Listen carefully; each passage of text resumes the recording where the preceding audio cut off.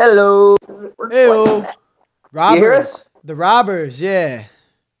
All right. It's funny because when I'm dialing, it says calling robbers. That's funny. Yeah, that's what's up. Man, I've been listening to y'all's music all day. First of all, who do we have on the line? Is it Ren and Mark? Yep. Just Ren and Mark. Cool. How y'all doing? Good, how are you? Good. Thanks for asking. Yeah. Yeah, I've been listening to your music all day and I love it, man. And it's like some of my favorite, I guess for lack of a better word, like folk punk, but it's so much more than that. I mean, I really honestly feel like y'all could go anywhere with this music. Like, Oh, you're too kind, man. Thank you.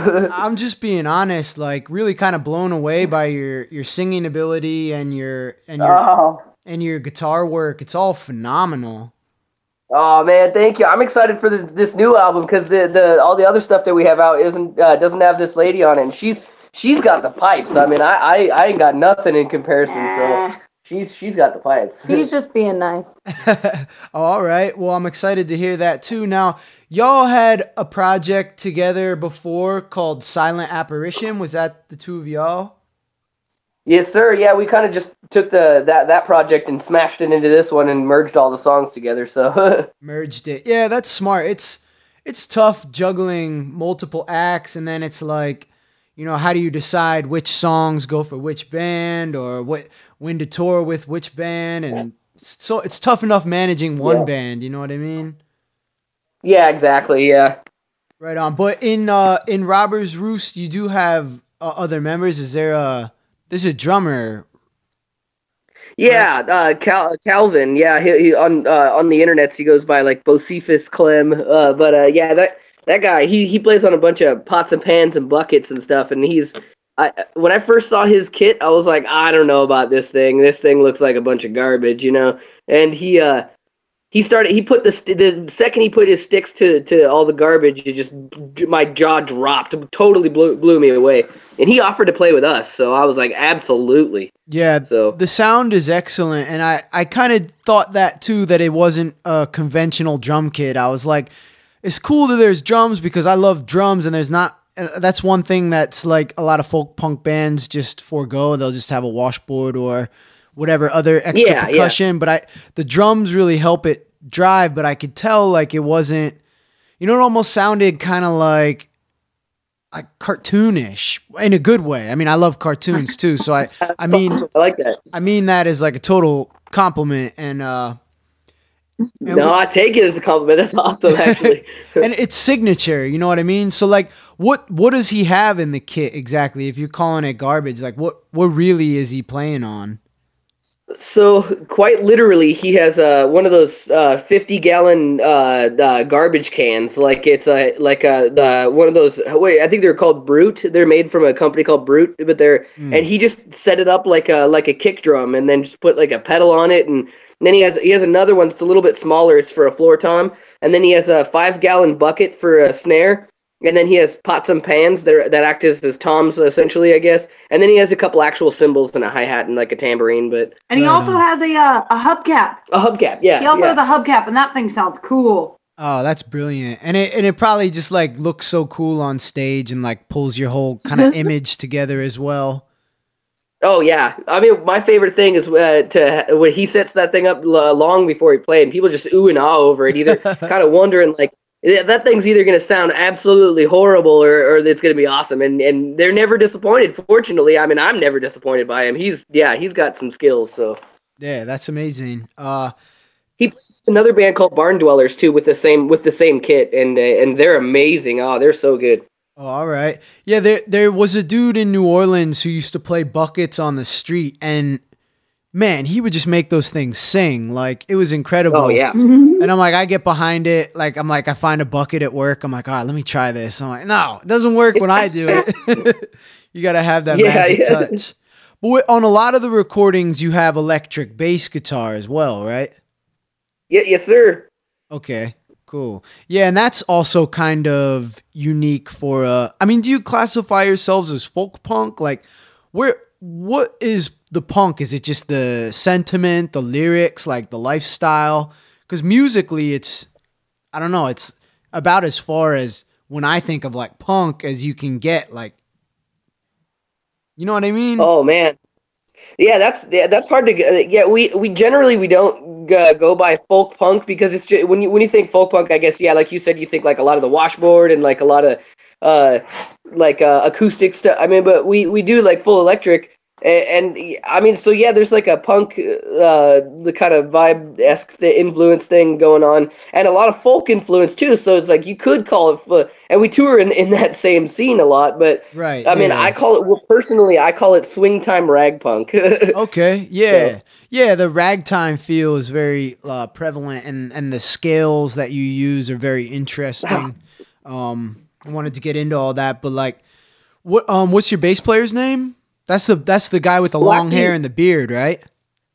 Oh, well, he recently hasn't been playing with us, but so we're kind of out of a bass player right now. But that was Noah. He was playing with us for a while, but now he's not playing with us anymore. So kind of Okay. a bummer. Yeah, he was a hell of a On singer the- too. On the Sorry. new album, Mark actually played the bass. He got a new bass and he played the bass lines and he wrote all the bass lines for the new album. And I personally think it sounds freaking awesome. So I'm really stoked about it. Awesome. Hell yeah. I miss playing with Noah though. He had some crazy skills, but yeah, I did the bass for the new album though. So And y'all harmonized real well together too. I watched a bunch of videos. thanks, Hey. man. The singing is great. So I saw that this new album is called Sinking Ship, and y'all only just started recording it in August, and it's already set for release December 18th. Yes, sir. That's a pretty good turnaround time right there, especially since you just got Well, off thank you. super long tour. So what was the recording process like? Did y'all do it yourselves? You go to a studio? Well, the first couple albums that we did, we actually went into a studio and hired a friend to do it, and which killed it, by the way. But Oh, yeah. this time around, I kind of just screw it, I'm gonna try it on my own, and got rounded up some of the gear, and yeah, this album we just did, I did it on my own, and I mean, well, this young lady here helped me too, but We recorded the bass and the guitar tracks and some of the banjo tracks and all the vocals. We recorded in our bedroom, actually, in Ellensburg. And then we met up with Calvin in Walla Walla, and we used a friend's basement, and we recorded all the drum tracks in the basement. And then Mark just worked his butt off and put it all together and edited it and did all the cool little fancy touches that he does. And I am so freaking and proud. and to be honest with you, in my personal opinion, I mean, don't get me wrong, the fella that had recorded us last, he did an awesome job. I mean, he definitely did real good, but like, I don't know, there's something that goes for doing your own sound, like knowing your own sound, and I can't even tell you how excited I am about this one. This one came out, I mean, in my opinion, I mean, it's everybody else's to judge, really, but like, in my opinion, it came out a lot better than the last few. I mean, just in my personal opinion, but Wow. It must be great then, because you had a really excellent sound on your last few releases. thank you. Yeah, and maybe like the production is almost another instrument in the band. You know, it's another angle of the creativity. So like sometimes you get lucky and you have a producer who just kind of knows you better than you know yourself, you know? Other times you might feel like a little out of place. Maybe there's a stranger in the room or something, you know, but Absolutely, yeah, no, that's the thing. I mean, if you But, have the, hey, actually, go ahead. I was just thinking, if you want, I can actually email you the new album if you want to do it. Just listen to it, maybe a little review of your own, but you don't have to really. You just hear it. Yeah, I would love that. I was actually going to ask if you had anything like ready to go, and I would maybe, if you're all right with it, play a song like at the end of the episode. Absolutely, yeah. No, I'll send it. No problem. Cool. Yes. You having a single off of the record in mind, like one that you want to like put out there up front? That's a good question. Yeah, I think might have to talk that one over. I don't know. Yeah. Hard to Yeah, choose. 'cause like I said, this one's, and I'm a lot more satisfied with this one. So every song I hear, I'm like, man, which one do I like most? That one's kind of hard. And it's exciting for me because I've never been part of a full electric project. And I actually got to write a few of my songs and put these on the album. And I've never had much less have I been part of a full electric project, but I've never had drums behind my songs nor the bass or anything like that. So to me, it's super exciting to hear a few of the songs that I wrote being complete and total electric, as well as having Calvin slay the drums. That was just like the most exciting thing. I wish we had Calvin here to talk about some stuff. He's a funny guy. Like a lot of the time, he'll just say, I like to hit shit. It's so funny. That guy's the funniest dude.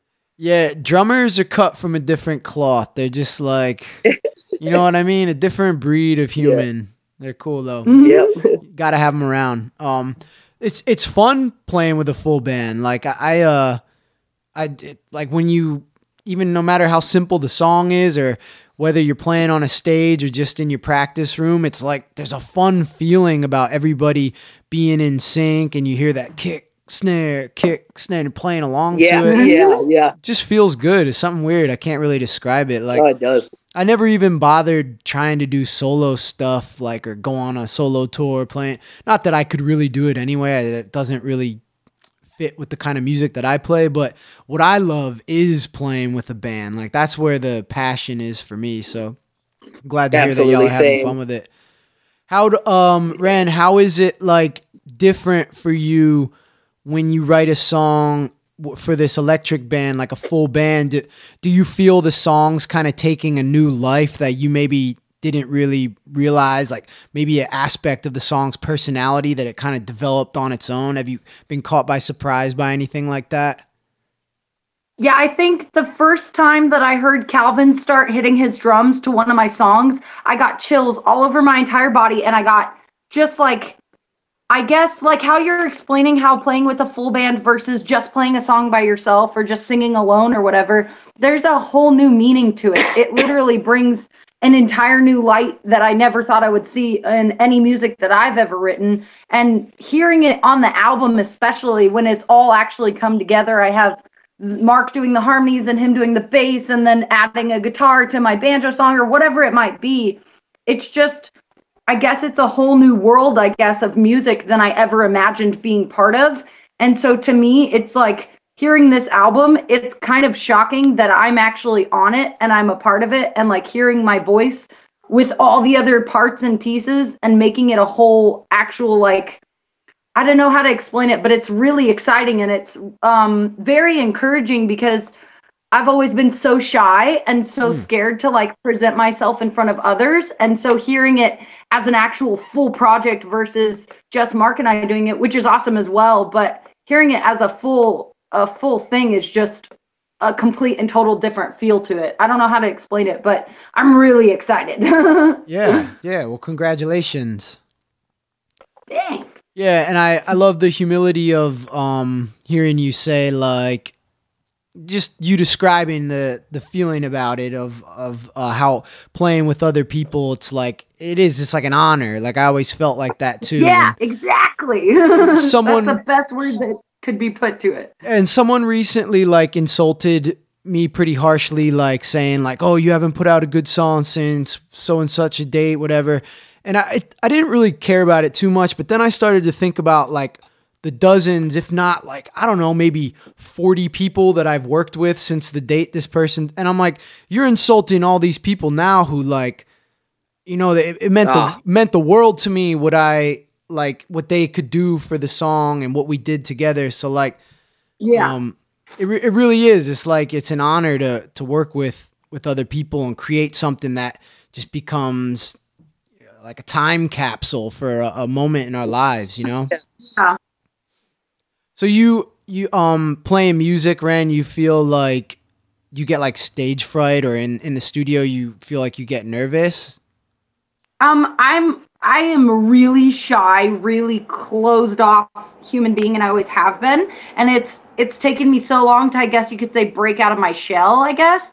And I feel like with Mark helping me and encouraging me through it, I feel like it went from literally every time we went on stage and we did anything, I was so nervous, and I got the shaky kind of thing at the beginning of the first couple of songs. And then once we were, a few songs into the set, I kind of was calm and kind of more enjoying it and more enveloped in the music versus worried about what other people were thinking. And that was like the beginning of when we started playing shows and stuff. And when I first started doing shows with Mark, I did a solo project, and then he would jump on his saw and he added his saw to a few of my songs. And then it went from something that was completely solo and so scary and so like alone, I guess you could say, to now it's just like so empowering and so encouraging. And I don't feel like I have that fear anymore. I just feel like it's what I love to do and it's the thing I live for. So no matter how many kitchen jobs I work, no matter how many hostessing jobs or dishwashing jobs that I'm going to work, the reason that I'm doing it is so that I can go out on the road and I can really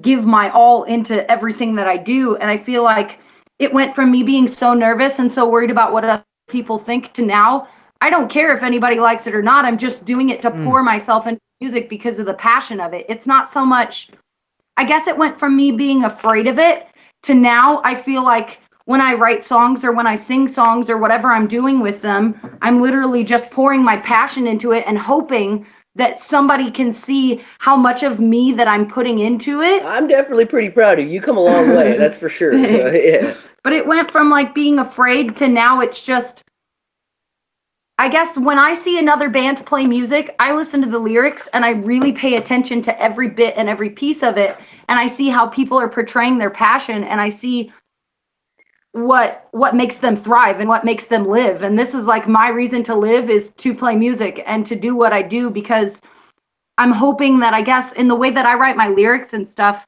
I'm hoping that somebody will listen to my lyrics and see like no matter how hard life might be, there's people out there who love you and who encourage you. And there's no reason to be afraid because no matter how many people are judging you and criticizing you for it, there's that many people backing you up that are encouraging, loving you because of the fact that you're doing what you love. You know what I mean? Oh, for sure. And it's such an easy thing to say, like, that band sucks or this guy sucks. But it's like, what are you talking about? Like, you might not like it, but it doesn't suck. Like if a band is up there and they're playing in tune in the same like tempo and they have a song that's an extremely difficult thing to do. You know what I mean? Like exactly. Yeah. So you'll hear somebody say like the Beatles suck. And it's like, all right, you just throw words around without any meaning. Like, cause that it doesn't mean anything. The Beatles suck. Like, yeah, even if something's not like your style of music, you know, I can definitely like sit there and look at it and recognize when someone's like actually talented and like really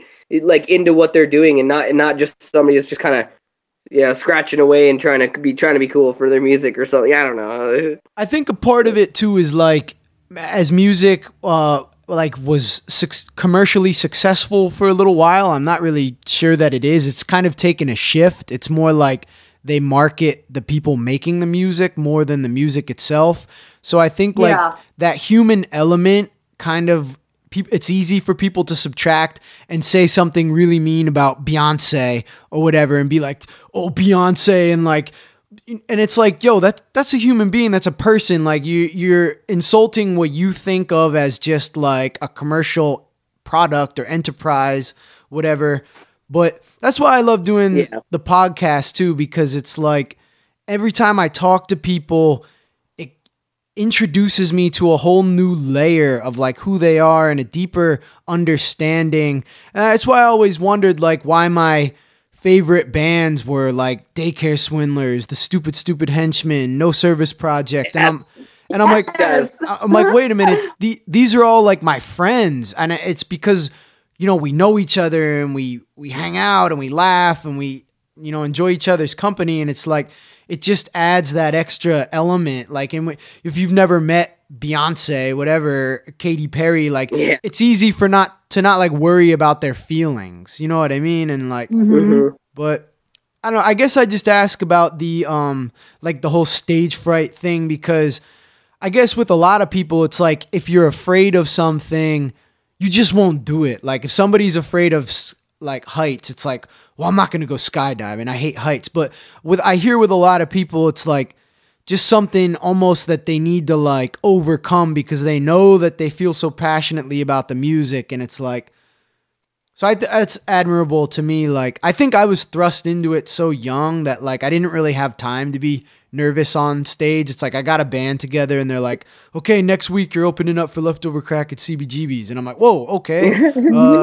So like, I don't know. I guess I'm lucky in that. But there's other stuff that I get nervous with. I mean, I know the feeling. Like, I get weird on camera. Like, when somebody's like, okay, and we're recording, then I'm like, ugh. You know what I mean? So, yep, like, me too. Me too, man. But no, I've got the piece of advice, and you'll never have to wash another dish again in your life. You ready? Go. You guys got to make a Christmas album. Oh my God, we were joking about that. We were just laughing about that. We were joking about that, and I was like, okay, so we could make a Christmas album, and we could harmonize our asses off, and we could like do it so perfectly and make all these Christmas songs so beautiful. So but at the same time, do I want to put all of myself into writing, or not writing at all, like covering a bunch of Christmas songs and making them sound pretty? You can make it all in your own rendition of it. But it's like, do I want to put change the words up a little bit? Do I want to put myself into writing a bunch of Christmas songs so that everybody's like, oh my God, I'm going to jam this during Christmas? Or do I want to put all of myself into something that I am literally so passionate about that it's shooting out my ears and my eyes, and it's so obvious that it's from my heart? You know what I mean? Yeah, no doubt, no doubt. And in the past, people have told me too. They're like, hey, you're a pretty good songwriter, but you write really weird shit. Like, how about you write some pop songs for people, try to make some money? And I'd be like, fuck that. You know, but yeah. Here's the thing about Christmas songs is they're public domain. So, like, it's not like covering Beyonce, whatever. Like, you don't have to pay royalties to anybody. Like, and I'm not talking about like Santa Baby and like fucking all that stupid shit. Like, when I listen to Christmas music, I go way back to like I guess it's the more like religious stuff, but I just appreciate like the harmonies and the chord progression, like Good King Wenceslas, Holly and the Ivy, Oh Holy Night, like that kind of shit. Like, I think it would be fucking awesome. And like, you could probably just learn the songs, bang it out, and then just boom, collect checks. We kind of joked about it, but you're making me seriously consider it. I'm just a Grinch about. Grinch. I am about Christmas, but not just Christmas. I think I'm a Grinch more over on the whole like Hallmark aspect of it. I'm not gonna go celebrate Valentine's Day and give Mark everything and anything I can give him and just save it for Valentine's Day. I'm gonna show him all of that all year round. I don't have to do it on a specific day because Hallmark says I have to do it. I'm more of I'm going to do what I do and be me because I'm me. And that's the way that I portray myself. And I put myself out there. You know what I mean? So No I doubt. guess, Yeah. I don't know. I'm kind of in the like, not necessarily just Christmas, but like I guess you could say, quote unquote, the holiday aspect of things. Like, I feel so much more strongly about, I'm not going to give somebody only a present on Christmas because it's Christmas and I have to, and somebody says I have to. I'm going to give that person my love all year round, and I'm going to randomly surprise them with a gift whenever the hell I want to surprise them with a gift because it's my heart. It's not because I feel like I have to. You know what I mean? Is that true, Mark? Well, back on what you just said, because I'm a little lost. I was paying attention to something. We're burning CDs right now, so I was like not paying attention to what she was saying. Oh, all right. No, it's all good. So do I give you kind things and affection only on Christmas and Valentine's Day, or am I like that all year round? Oh, she's like that year round. She's like that constantly. Well, then they call that keeping the Christmas spirit alive and well all year long. Word. Yeah, I mean, I have a friend. You have principles, and maybe that's where the whole punk thing comes in, because it's like, for me, like when I broke No Cash up, it was because I didn't identify with the anger in the music anymore, and I was just like spaced out, smoking weed, just on my weirdo trip, and like I didn't have that like angst in me. So to play the music that didn't really necessarily represent my soul felt immoral, you know? So like, yeah, totally. Not playing punk music felt punker than playing punk music. And I have a friend who is a phenomenal bass player. Like, this dude is just like, he could play in any band. He could do anything. And he's like us. He just works like labor jobs to get by and supplement, like, trying to play music on the side or whatever. And I always tell him, I'm like, dude, like, you should just join like a cover band and make $1,000 a night playing weddings and shit.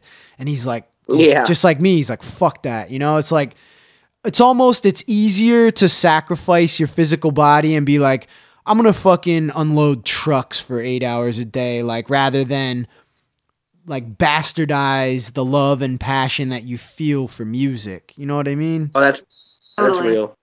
Yeah, it's weird, man. But I don't know. It's kind of like I always said that, like, thinking about bands like that are now in their 60s and shit, still on tour playing the same songs, and I'm like, doesn't that get boring, like playing the same song every night? And then I think about my life. It's like, well, you fucking drive on the same delivery route fucking every week. Like, it's just as repetitive. Yeah. So I guess it's like, you gotta, I don't know, try it out, just see how it feels, and if it doesn't feel right, then you know the answer. Yeah, that's real. Yeah.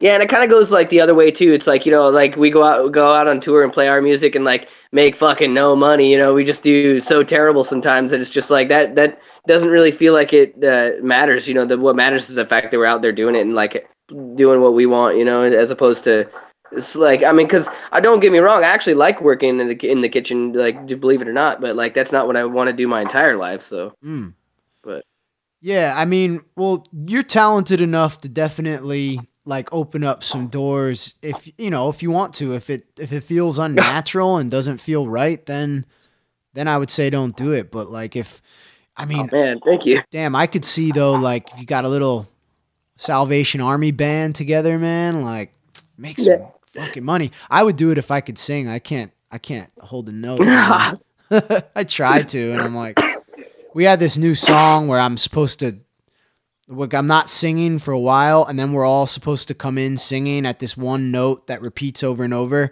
And the first one, I'm always like, dude, just way flat or way sharp. It's tough. Oh, no. How did you get so good at singing? Like, just practicing, or are you trained? Oh, well, this lady here, she was trained. She practiced quite a bit, but I don't know about myself. I don't consider myself the best of vocalists, but I definitely, well, at first I started singing when I smoked cigarettes, and it just was miserable. I did not like the way I sounded, and so I went out of my way to quit smoking cigarettes to try to learn how to sing better, and just kind of forced myself to, I don't like the way this sounds, I'm going to fix that, and I just kept doing that until kind of finally hit a point where I was like, okay, at least I don't sound absolutely horrible. How was it quitting smoking? Oh, it was not easy. That was like probably one of the hardest things I've done. Yeah, it was pretty dang hard. Yeah, I remember it being really hard too. And then, of course, relapsed, smoked again, and I mean, it's been a while. But I remember one night, like, it would get really bad if I got high. I'd like really want a cigarette, and I'm talking like over 10 years ago. I was like probably 19 years old, and I remember this feeling, dude, like razor blades in my lips. Like, it felt like my lips were being like cut up, and I just like had to. Did you ever experience anything like that? No, mainly just like severe frustration and like, I mean, but just determination. I was really just determined to not do it. Just get the shit over with. Like, just not do it anymore. But that's got to be excruciating. I'm sorry you had to experience that kind of thing. No, I mean, people have gone through much worse. But what helped you? Like, in case anybody's out there, I'm sure people are listening who would like to quit, and it's such a difficult thing to do. What were some things that you did that, like, I mean, definitely your passion for wanting to perfect your singing, and like that definitely was probably a big help. But was there any other like little tricks that you used?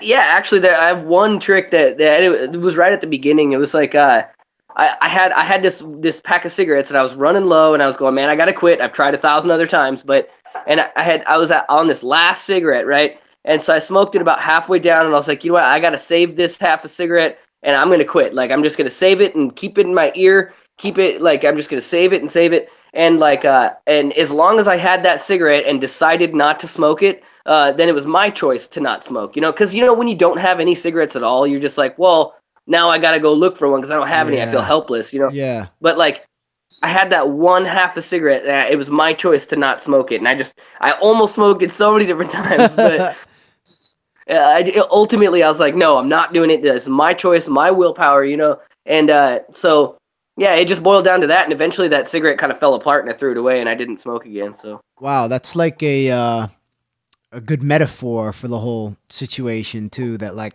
as you were getting closer to being off of it, the cigarette was like deteriorating, like losing its power. yeah, that's a good point. I didn't think about that. And dude, nothing smells worse. Well, I'm sure there are things that smell worse. I know there are, but a clipped cigarette does not smell too fresh.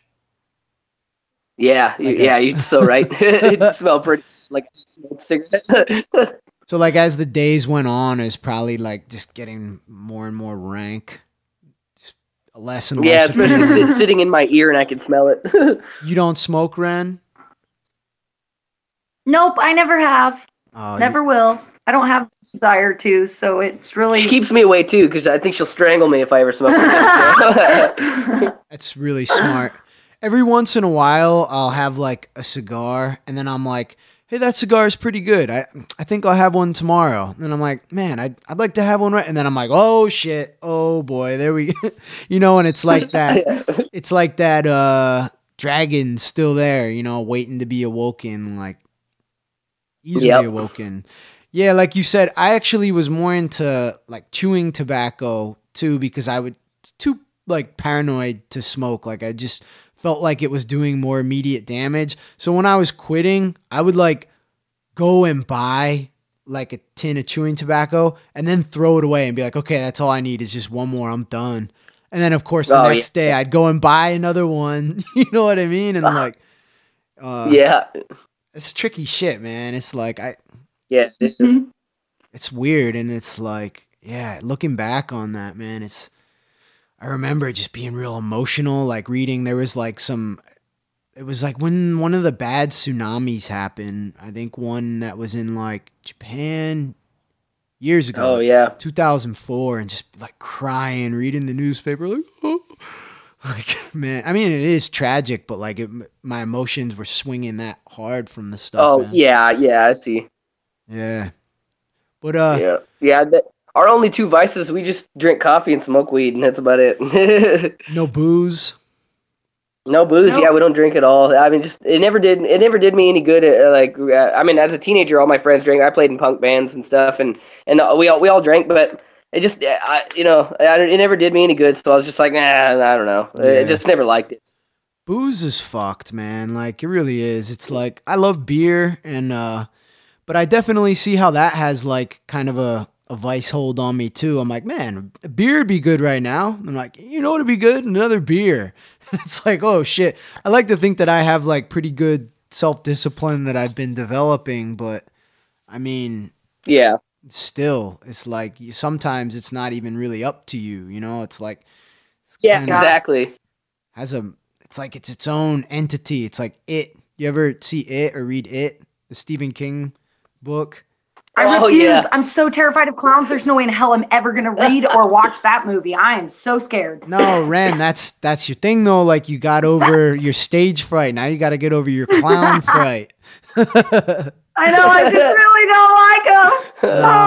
No. And like people in rabbit costumes scared the living bejesus out of me too. Now you know how to scare the shit out of me. Oh my God. The rabbit costume thing is worse than the clown thing. Dude, there was an episode of CSI as a child that I watched and it scarred me for life. And like Easter is like the most terrifying season of the whole year. I hate those damn rabbit costumes. Easter is like your Halloween. Yeah, Halloween kind of freaks me out too. It's the whole animal costume with a human inside and not being able to tell that they're looking at you. It's kind of creepy. Oh, weird. Yeah. Easter's kind of weird too. I mean, Easter's like zombie shit. Like you got people fucking rising up from the dead. I got one thing to add to the fact that we don't drink and stuff. If anybody has ever listened to this and they'd be like, oh, they don't drink, they don't party, we can't hang out. We still party, don't get us wrong. And also, Calvin drinks, the drummer. That guy parties harder than anybody I've ever met. They still have street cred. And that's like the whole, so we do smoke pot, but like that's another thing of willpower that I would say is because when we go on tours, we definitely have that willpower to not smoke because we don't want to. So it's like we could either risk all of our gear and all of our lives and what we really want to do with our lives, and we really want to travel. But so we could have a pipe on us, and we could have a little bit of bud, and we could hide it in the car somewhere and hope that we don't get pulled over. But instead, we bury a pipe in the desert, and then we go through all the illegal states with nothing because we don't want to risk it. So it's like, no matter how much we enjoy it, and no matter how much it's totally a vice that we enjoy and that calms us down or whatever it might be, it's also something that we have the willpower to say, okay, we're going in places that we can't be doing this, so we're not going to be doing it. So obviously we've been in Arizona and we don't have that here. So it's, driving through those gnarly border checks and stuff like that through Texas, we're just like, ha, suckers, we don't got nothing on us. We have nothing to worry about. Yeah, right. Me too. I never have weed on me. Never. Not at any. No. Yeah. Yeah, that's wise. Plus, you're going to get weed at any show. Like, people will have it. You know? Exactly. You go find, people have it at shows. Yeah. Yeah, that's smart. Yeah, that's fucking dicey, man. It's like you really do, you run the risk of losing it all on a tour, you know? Hell yeah. just so we can smoke a bowl, it's just not worth it, you know? We actually got, when I was in No Cash, we got pulled over in Arizona. Our roadie, dude, our roadie shoplifted one of those 50-cent sticky buns from a gas station. Wow, no. Dude, 50 cents. And this jackass wasn't even in the band. And he ended up fucking jumping ship like 3 days later and flew home. And so the guy saw him stealing it and he called after us. He's like, hey, get back here. And we just jumped in the van. I'm like, yo, what the fuck did you do? And we're like going down the highway. Sure enough, like a minute and a half later, his fucking state troopers flying behind us. It was like, sorry? Oh, it seemed like we lost you for a second there. So you got to start that over again? 50 cents for the Cinnabon or something like that? Yeah. We were on tour and we had just gotten into Arizona, actually. And, he shoplifted this, like, dude, like, looking back at it, like, I would have just given him 2 quarters and been like, yo, don't steal, you know? But, we ended up getting pulled over. They called the cops, like, trying to run out of the store and pulled over, taken out, like, out in the desert, like, had made us sit in the fucking sand and shit, cacti all around. And he's like, it was weird, though, I guess. He searched the van and found paraphernalia. I don't know if we actually had any weed on us, but we had pipes, and they let us go, though. They didn't take us to jail. It was kind of weird. And then, yeah, my guitar player was cool. He took the rap for it all because the stuff was in his bag, and he was just like, you know, yeah, it's mine. What? And then I guess he had to do some community service over it. So luckily it didn't ruin the tour. But I think especially now with so many states having it legal, like I think on those borders, they're going to be on like extra high alert, you know? Yeah, that's exactly what I was thinking. Like, you know, like just because Arizona's connected to California, they're all like, they're on it, you know, they're on it. Because they make mad money off of you doing that. Like they know that, you know. Yeah, but they would make so much more money just taxing weed. I know, right? God, I know. That's exactly what I thought. Is it decriminalized in Arizona? You know, it's medical, but I think that's all. I don't know how the rest of it is, but I know that they have medical here, but yeah, I have no idea. I mean, I'm from Washington, so it's like, you know, we just walk down to the store, buy some weed. Wow. That's awesome. Yeah. So how did you? I know I miss Washington. I mean, we're staying out of the cold right now by staying in Arizona, but yeah, I miss it. How did you end up in Arizona? I got family down here in Tucson, and we're just kind of seeing for the holidays and all that. Oh, cool! Right on. What is that? I mean, I guess it's kind of like petty to talk about the weather, but I'm just curious. Is it like hot as hell there? No, actually, it's nice, man. That's the one thing I was really looking forward to is like. So in Washington, you know, it's like 30 degrees right now and snowing, but now it's like 70 degrees. I'm looking at the sunshine right now. Nice. We're wearing like t-shirts and like rolling the end of our jeans up, and I am a happy camper. You're in a colder area too, aren't you? I'm in Pennsylvania. It was 30 degrees this morning. Oh, woo! God, I'm sorry. Yeah, I mean, I don't mind it. It's kind of like all summer long, I didn't step into my studio once. I didn't open up a book, like, you know what I mean? But when the weather gets cold, it forces us inside, and I think some people take advantage of it. Some people probably just veg out, but I like to use that time to be more like creative, more internal. You know what I mean? Absolutely, man. That's the kind of like in my head what I would like to do, but it's like it's so hard for us to even like hunker down and get like a studio or a place or anything. We haven't had the chance. We were like pretty much living out of the van, and we were like, well, let's not freeze to death in the van in Washington. But yeah, totally, that makes a lot of sense. You know, you got spend the whole summer moving around and being outdoors, and then like okay, winter forces you indoors, then you can be in your studio and actually working on stuff. So yeah. So I do a lot of creeping, Facebook snooping when I'm about to like talk to somebody on the podcast. So I know more about you than you know about yourself. No, but that's awesome.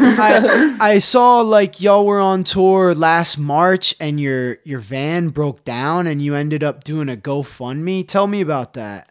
Yeah, that was a pretty miserable time. We van broke down, blew a head gasket, and it was like, you know, I think it was like $2,500 to fix it or something like that. And we're like, well, now what? You know, we're stuck out in Alabama, and a buddy of ours actually from Tennessee came and swooped us up and brought us up to his place. And like, we started a GoFundMe and expecting, you know, maybe to just make a little bit of something to get like a U-Haul trailer, pack all the gear in, and just drive home, cancel the tour.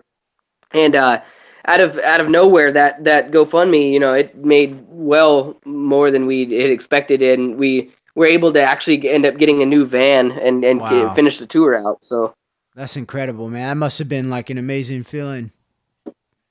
Yeah, it was. I feel like we didn't deserve it. You know, I feel like like a lot more people in a lot worse situations deserve a lot more than we did in that. You know, but you know, I didn't want to just kind of toss it out the window. So I just, you know, people really helped us out. You know, and like I said, I don't feel like we deserved that. We got a lot more help than I expected. So it's a very humbling experience, and it really goes to show, like, no matter how alone you feel in the world, when you're in need, if you reach out for help, there's more people that care than you really think. Like, we are not alone in this world, no matter how hard life gets, which it gets really fucking hard for most of us on a regular basis. And no matter how hard it gets, when you just reach out for that help, sometimes when you're in your darkest of times, people actually reach back and they do help. And it was the most humbling experience. That's the only way I can describe it. We were so beyond thankful. There was no words to express how much gratitude we had. You know what I mean? So we figured we might as well finish out the tour and do the rest of what we came here to do. And that van has saved our freaking lives in more ways than one. Luke Pitts, that's the guy who picked us up. That guy really helped us out. That guy saved our asses. What did he do? Well, so he's like a gnarly mechanic. He's like a master mechanic. He knows everything about cars, but he was actually going to swap the engine out for us is what his plan was. And then, so he drove, I think it was 180 miles to come get us, and then 180 miles back to his house. And then he housed us for about a week at his parents' house. And he helped us find a van too. He went with us to every single person we went to go look at a van. He made sure to go with us and to check out everything and anything about that van to make sure that we got something that would get us home. And then on top of all of that, him and his dad built us a bed in the back of our van. Just scraps in their garage. So then we had, not only did we have a vehicle and a way to get home, but we had a home to be able to live in and to be able to do what we do. I was just hoping to get down the road, but they actually, they built us a bed and everything. We were totally set after that. So wow, that's fucking awesome. Yeah. How many people really helped us out? So how many shows did you end up having to cancel? Like a whole week? 2 shows. That is it. That's how freaking lucky and... Well, it was fortunate because that, like, right about then, we had, like, I think 2 shows fall through, and then we had, like, 4 days off or something like that, but, like, within a couple of, like, kind of scattered out throughout that time. And so total off of the road without being able to move, just totally incapacitated, was about 10 days. So. Wow. It's been better timing. Everything, everything worked better than we could have imagined. It worked so perfectly. So you were in, you said Alabama? Yeah, when we broke down. Yeah, I was in Birmingham. And 180 miles, you could probably travel 180 miles in Alabama. Is that where you went? You were still in Alabama when you went back to your friend's house? We went to Franklin, Tennessee. Yeah, I went up to closer to Nashville. So then where did you have to beeline it to when you got back on track after you had your new van? Lancaster, Pennsylvania, actually. Oh shit. All the way up by me. Damn. Yep. And that's a reasonable drive. Like when I was living in New Orleans, I would do the drive from Pennsylvania to Louisiana all the time. I mean, like 10 times a year. And Tennessee was the stopping point. Like Chattanooga was where we usually get a hotel. Chattanooga's weird. It smells like sulfur, man. Like, yeah, it is weird. That's actually what's going on here. Every time we like walking through parking lots of shopping crap, you know what I mean? We smell tons of sulfur. And I'm allergic to sulfur, like very much so. So it makes me so nervous. I just like get my bandana and shove my face into it and breathe into my bandana until I'm like, is the smell gone? Don't go to hell. I heard there's a lot of sulfur in hell. Wasn't planning on it. Other than that, it's nice and warm. Yeah, toasty, yeah. You know what's crazy? Like, y'all are saying, dude, I've never even been to Lancaster. Like, that's only like an hour and a half from me, and I have my first show ever. My first show and my first time ever will be December 16th. We're going down there to play our friend's band's EP release. Oh, yeah, we have some really good friends. Their band is called Apes of the State. Oh, yeah, and, I know they April, live in, yeah. She's a really, really awesome person. Yeah, they're in Lancaster. I've randomly played shows with them kind of here and there in California and Texas and all kinds of stuff. And then when we got back on the road, that was one of the shows that I was looking forward to the whole tour. Oh, yeah. And it was literally one of the best shows the entire tour. It could not have been better. It was amazing. Wow. That's awesome that it all worked out in that moment for y'all. Oh, yeah. Yeah, I know April. She came over and did the podcast one time. Oh, hell cool. Yeah. Yeah, I would love to do another one with her. It was awesome talking to her. Like, just really, really insightful, really kind person.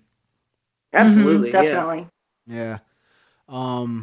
Yeah, that's cool. And then how much longer was the tour? I'm just curious about this whole story. Like, so after you did Lancaster, like you're ways from home, so you had a whole like few weeks of tour left?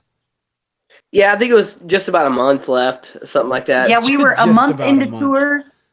Yeah. We were a month into tour when the van broke down, and then we still had a month left. So we were kind of at that point where we were just hoping to be able to get home. Yeah. And then the fact that it all fell into place the way that it did and it worked out, we got to finish out that entire last month of tour. And not just that, but you know, this van had significantly better gas mileage. So it sounds really bad when you say it like this because we were in a pretty sticky situation, but it kind of worked out in our favor after everything was all said and done. Because you know, the van before was sucking down gas like nobody's business, and then this one was actually kind of saving us some money. So hell yeah. And you know what, man? Like, I don't think you should sell yourself short in saying something like we didn't deserve it, other people, because you did deserve it. And I think like people need music, and it's real easy in our society to feel like, oh, I don't want to buy any music, or I don't want to like support this show or this artist or whatever. But people don't realize how important this stuff is, and like what, and you do need it. And I personally think it's as important as food, clothing, shelter for me. Like, I know I wouldn't be here without the music that has helped me see it through. You know what I mean? And that's absolutely. So I totally, I see it as kind of like not to sound goofy or whatever, almost like a guardian angel. Like, you're doing something positive, something for the people. It's for yourselves too. But at the end of the day, you're out there on tour to inspire people with your music, or even to just entertain people with your music. So I think if your mission in life is like positive, there's going to be some like reciprocal energy that kind of looks out for you, you know? Yeah, I hear that, man. I appreciate that. Thank you. That puts things in a better perspective, because it's so hard sometimes to think, like, thinking back to that moment, just like, I don't know. It was super rough, and like I said, it's just like people really, really helped us. I mean, they helped us more than I've ever had anybody decide, you know, oh, they're in a tough spot, we'll do this for them. You know, I mean, it was just insane. I've never had that much of an outpour of like people like really being so supportive. Oh my God. Yeah, that's awesome. And then you still have that van today. Yeah, I'm sitting here looking at it right now. And y'all live in there?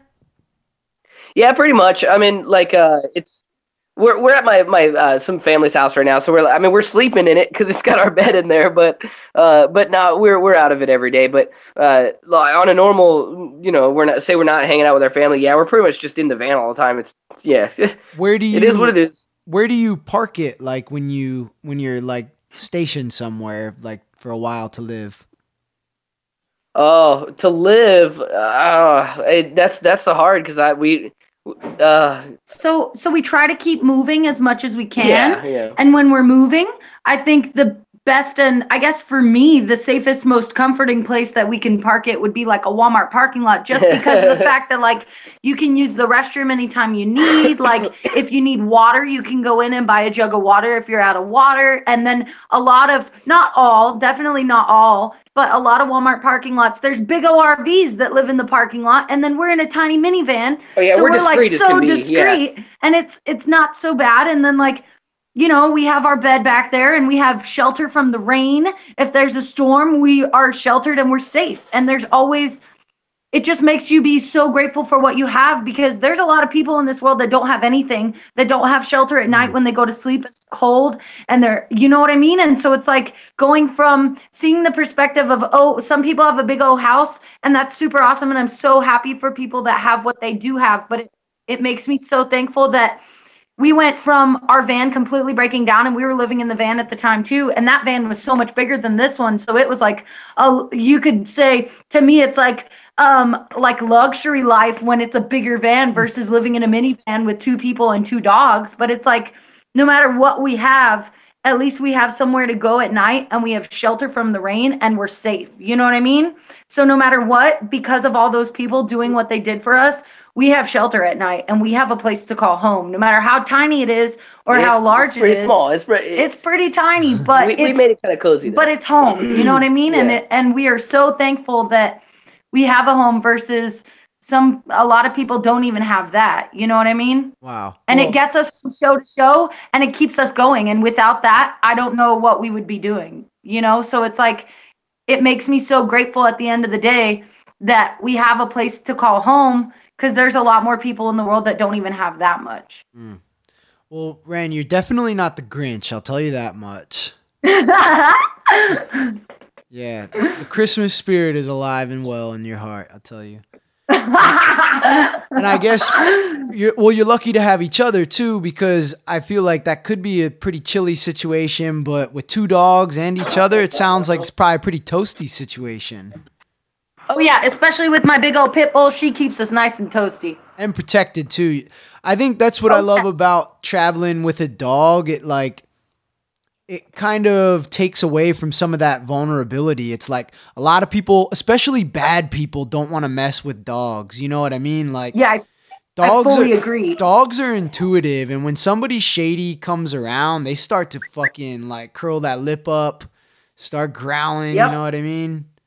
Oh yeah, especially my pit bull. She's real dang protective, and I am so thankful for it. I cannot say how thankful I am for our dogs at the end of the day. And no matter how protective they are or whatever, it's still like when you're having a hard day and you're so stressed out and you don't know what to do with your brain because it's just going stir crazy, hugging a dog at the end of the day is one of the most comforting feelings. You know what I mean? So they have that. That's something that dogs have that humans don't, is that no matter how stressed out or frustrated we get, going and hugging your dog, they will unconditionally love the living hell out of you always and every day, every moment of every day. And just seeing their little faces and seeing how happy they are to see you and to love you is like so comforting when you might be overwhelmed and just frustrated with life and feel like there's no escape.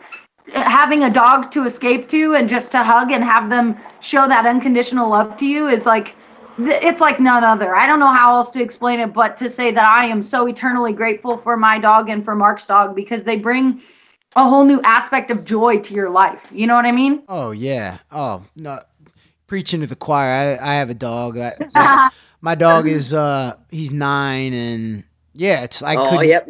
Charlotte's 9. Can't even imagine where I would be in life, you know, and in a lot of ways, I feel like a lot of what I have, like I kind of owe to him, you know. It's almost like the reason they wrote Robin into Batman was because Batman was just like a little too grim, a little too off-putting to some people. So it's kind of, I always kind of felt like I had that kind of relationship with my dog. I'm like, people probably think I was a lot weirder if I didn't have this cute dog with me. You know what I mean? And he's like, he's exceptionally like photogenic. He's got the black spot and he's white, you know, with the black spot over his eye. And like people will just come up to him and like take pictures of him and like pose with him and like take pictures and pet him and like don't even like acknowledge that I'm there. Sometimes I'm like, maybe, I know the same feeling, man. Same feeling. It's almost like maybe I am maybe I'm a ghost, you know?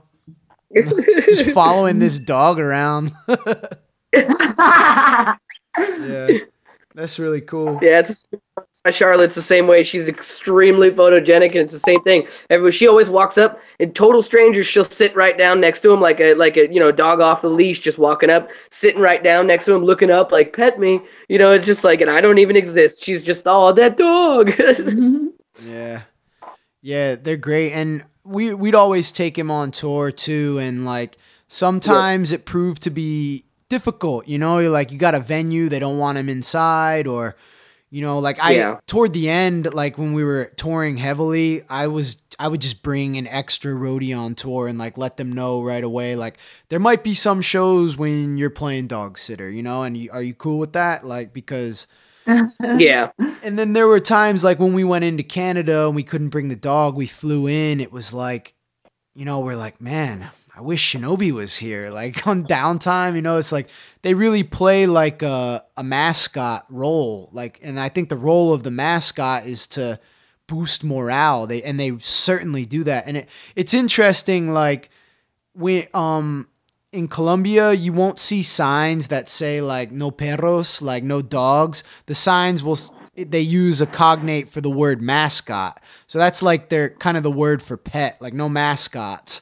And it's like, I thought that was so funny, you know, like some of the translations, like words that are more commonly used in Spanish than in English or vice versa, makes me think about the language and like have a more of an understanding of what the words mean in English. And then I just thought that was so cool that they would refer to the dog as a mascot. It's like, yes, it is what they are. It's like they just lift, they lift morale. They like, you know, and give you something to do in that downtime when you're waiting outside a club, waiting to load in or whatever. Like, yeah. And it's always good. I think one of my favorite parts of going on tour is when we're in random places. One of my favorite things to do is to go find random hiking spots and just take the dogs on a hike in the middle of the woods, because it's so mentally kind of freeing and just rejuvenating to be able to just take your dog on a hike in the middle of the woods, in the middle of nowhere, and just get that freedom from the van, the freedom from the bar life or the show life or whatever it is, away from all those other individuals, and just have that time with your animal to be able to let them free and to let yourself feel free. You know what I mean? Getting that fresh air, and having the dogs kind of forces us to get out of the van more, because you got to take care of them and you got to walk them and you got to do the things. So it's really nice to be able to find a random place to go hiking and get that fresh air and get that freedom away from the van and away from the shows and the people, because it's just you and your dog, you know? No doubt. Do they like to swim? Charlotte doesn't know how to swim, but Luna has definitely, Charlotte's a bobber. She just kind of bobs in the water. She doesn't really... I don't like her in the water because she'll like sink. It scares the shit out of me. But Luna's very much, it makes me nervous to let her go swim. Like I'll let her on the leash and kind of, she likes it a lot, but it makes me nervous because Luna's very much, like she sees a squirrel and she goes running and chasing after it. Or she sees a cat and she wants to go eat it, or whatever it might be. Dog, or even a chihuahua. I think she thinks that small dogs are rodents. She wants to eat them. She's supposed to eat them.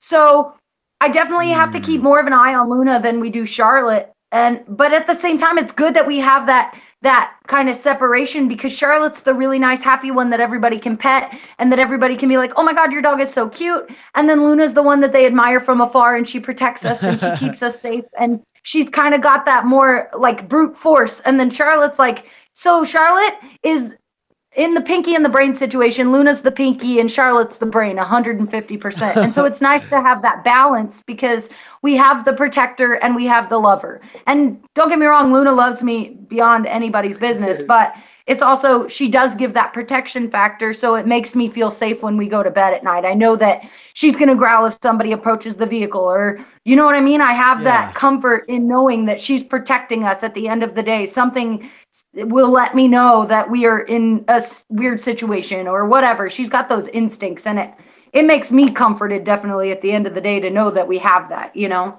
Yeah, absolutely. Yeah. I wonder if it's like a pit bull. I mean, I guess it's all like a terrier thing, really, the rodent thing. Cause that word you use, the SQUIRREL, Shinobi's sleeping right next to me now. If I say that word, he'll jump out of his bed. Oh yeah, totally. That's how Charlotte is with her BALL. I can't say that word either, man. He'll chase him. He's even like jumped up into trees, but not been able to get like all the way up. But he hasn't caught one yet. But he's actually caught a few voles, like little tailless mice, in my mom's garden. Oh wow! Yeah. Whoa. And like very surgical about his procedure as well. Like almost crazy to see like how much instinct dogs have when it comes to the jobs they're supposed to do. Like, like no one ever taught you that. How did you know to do that? You know? Yeah. It's really cool. Dogs are amazing, man. Hell yeah. I don't know what I'd do without them. I don't do the cat thing though. I respect cats. I think cats are tremendous, like, creatures in their like athletic ability. Like probably pound for pound, one of the most amazing animals, even a house cat, like just the things that they're capable of. But I don't necessarily feel that like kind of bond with cats like other people do. Yeah. You know? I think we feel the same. Yeah. I grew up with cats, but yeah, it's the same deal for me. Like, as soon as I, was a bit older and got my own dog, I'd feel way more connected to dogs for sure. Cats, they do their own thing. No doubt. Yeah. Like I respect the hell out of cats. Smells a little weird to me too. I don't know. Like I feel like they kind of like take over wherever they are and just like, this is mine now. You can live here, you know? Dude, cats are crazy. They can jump on top of like a refrigerator. Like, right. Oh, I know. I don't know how they do that. That's insane. Like that plyometric strength. That'd be like me jumping on top of like two of your vans stacked up. Yeah, right. You know, like I'm clumsy. Let's not try that. So you do parkour then? Like, no, I can't. Yeah, no, I was gonna say like one van, but then I was like, that's probably more like two because I'm sure there are humans who can jump on top of one minivan. Yeah. Like maybe Olympic athletes or whatever. But yeah, the reason I'm curious about the van is because my youngest sister is actually about to do the same thing with her boyfriend, and they're rock climbers. And like, oh damn, oh wow, yeah, all they want to do is just drive around and climb on rocks and mountains and stuff. And what kind of like, if you had any advice or precautions or any kind of tips, what would you say to somebody who is about to get into the van living lifestyle? I would say a big thing is totally get a dog to protect your stuff, because I feel like there's so many bands out there that at the end of the day, if you don't have something in there, especially like if you like to go to bars and you like to drink and you like to leave all your gear in the van, you're very vulnerable at that point, because I see too many bands. There's too many bands that get everything stolen. And especially a huge thing too is like, if you do have the luxury to be able to go get a hotel room, I would say literally take everything and anything you own out of your van and put it in the hotel room, because you're not putting anything in your van to protect your stuff. And at the end of the day, if anybody saw you leaving the venue and saw what kind of gear you have, they could follow you to your hotel if you can do that type of thing. And they could definitely take advantage of your situation because you're vulnerable, because you leave anything and everything downstairs in the van. You're up sleeping somewhere and you have no idea if somebody's breaking into your stuff. So No, oh, sorry. I No, didn't mean go to ahead, interrupt. go I ahead. interrupted you. I'm so No, sorry. it's okay. I do it all the I just time. got excited because I thought of one thing that we did was I don't know if your sister's a coffee drinker, but this applies to coffee and all sorts of different things. But we ended up putting an extra battery that charges through the van and an inverter in it, and so that way, we got a little coffee pot in the van, and the last van that we had, we even had a microwave in there, but that was just ridiculous. Don't do that. That's a bad idea. But we charge our phones with it and stuff like that. So a battery with an inverter, man, that's like one of the best things for living in a van. You got your own little power source. So it's separate from like the van's system. Like it's not hooked up to the alternator or. See, that's the thing though, is I did hook it up to the alternator and I made it so you can unplug it, and so that way you like can move it out of the van and set it somewhere. And no joke though, our PA plugs into it, and so we can busk with it too. Are you serious? No, dead serious, dude. It's like this box that you can like charge by plugging it into the van. Like I kind of wired it all it's all Jimmy rigged. Like it's not really legit or nothing, but so it's rigged to our alternator, so our alternator will charge it, and then you can disconnect it with a little switch and then use it. And then you can actually physically unplug it and then move it down the street and then like set it down on the street and plug our PA into it. Man, you got some electrical skills, son. Ah.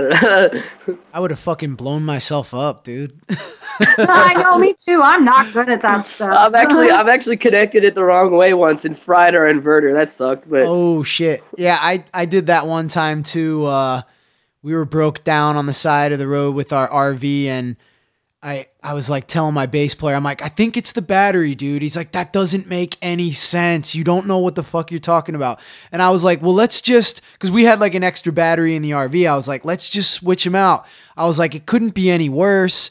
And he's like, whatever, dude, try it. So I did it, and I put them on backwards, and I just saw all the plastic from the battery cables just go and melt off and burn.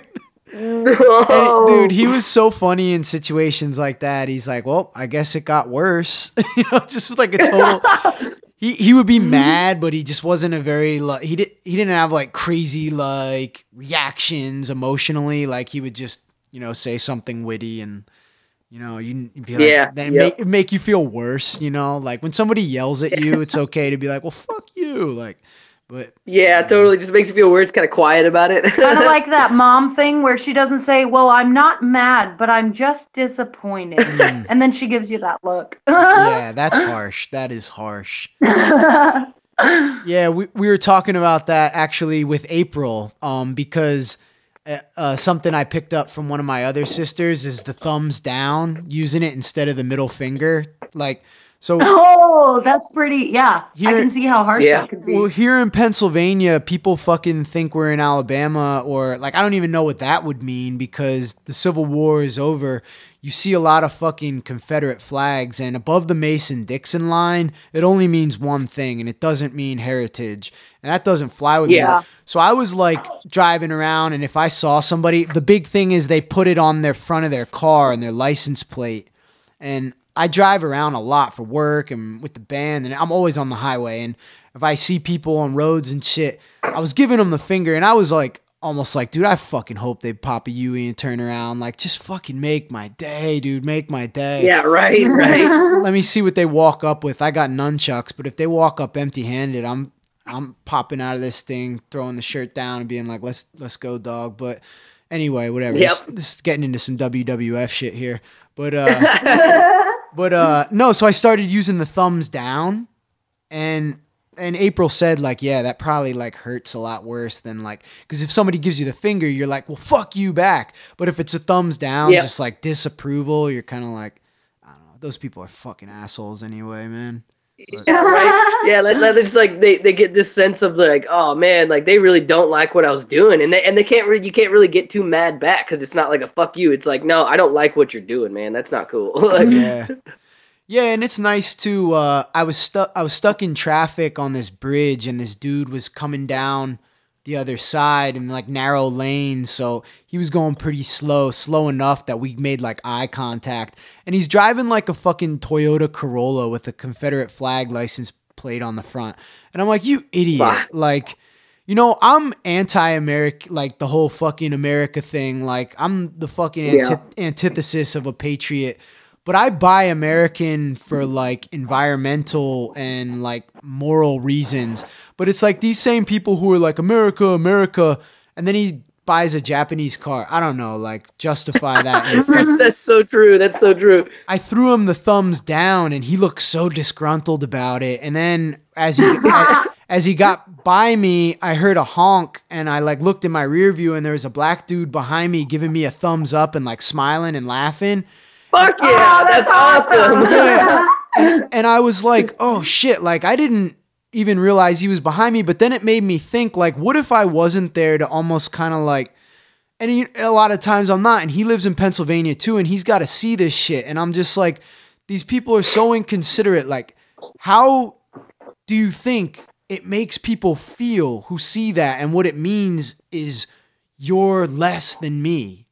You know what I mean? It's like, I don't know. Yeah, totally. Sorry to fucking get off on a whole thing. I get passionate about this shit. No, you're cool, man.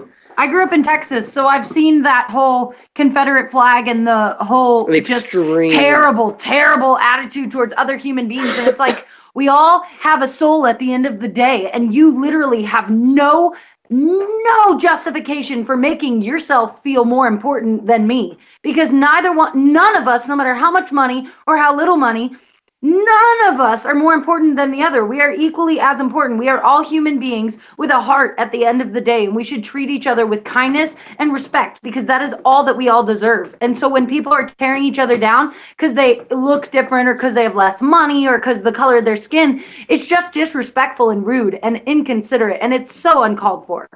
We're adults and we're grown people, and we should know better.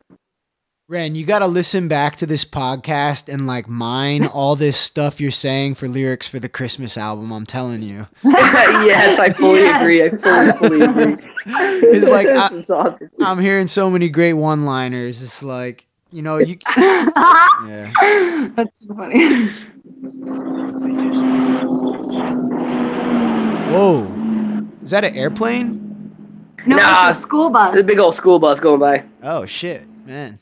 I was like picturing like a fighter jet going overhead. That actually happened the other day. There was a gnarly ass fighter jet that flew over. And those kabooms? Oh yeah. That was weird. There's some kind of government testing going on in the desert. We heard like massive explosions in the distance. Oh shit, that's no good. Yeah, it was kind of sketchy. I was like, kind of made my heart sink. I was like, what was that? And that's the Area 51, that's New Mexico, right? Yeah, we're gonna on this tour. We're gonna try to go to Roswell. It's Nevada. Yeah. I can't wait to go to Roswell. We even have a song about aliens. I'm way too into all that shit. So I'm really excited to go to Roswell because I've never been there and I want to see all what the talk is all about. I'm pretty excited. Oh hell yeah! So what are your thoughts on extraterrestrial life? Like, I mean, as far as I guess, your own personal experiences, beliefs, or theories. I guess to put it plainly, how in my mind, when you look at the human race and you see like what people like Albert Einstein are capable of and people that are just absolute geniuses are capable of, and then you see the world today and you see how lazy most people are and like how small-minded a lot of people can be and stuff, there's got to be something way more intelligent than us out there because we don't use most of our brains on a regular basis. So there's got to be something a hell of a lot smarter and more advanced than us. And if I feel like it's really selfish and very small-minded to think that we are the only beings in this entire freaking universe. You know what I mean? Like to think that the Earth is the only thing that has some sort of intelligent life form is pretty like closed-minded, I guess you could say. I mean, everybody can believe whatever they want, but I totally believe that there's something way smarter and way more advanced that actually uses whatever the heck is up in some sort of brainish area. There's got to be something that uses more of what we're using. You know what I mean? Absolutely. Are you suggesting that aliens or some other life form sends thoughts to great minds like Albert Einstein? You know, I feel like that could be totally plausible because it's like, I don't know. I definitely don't have a complete solid opinion or specific like belief, I guess you could say, but I totally believe that there's something a hell of a lot smarter and a hell of a lot more advanced than we are. And when you see like the little bits and pieces of like how like look at even just in the 90s, look at the technology when we had cell phones or when there was car phones with the big old cords and how crappy it was back then. And then look at the smartphone that's in my hand and I'm talking to you with right now. Yeah.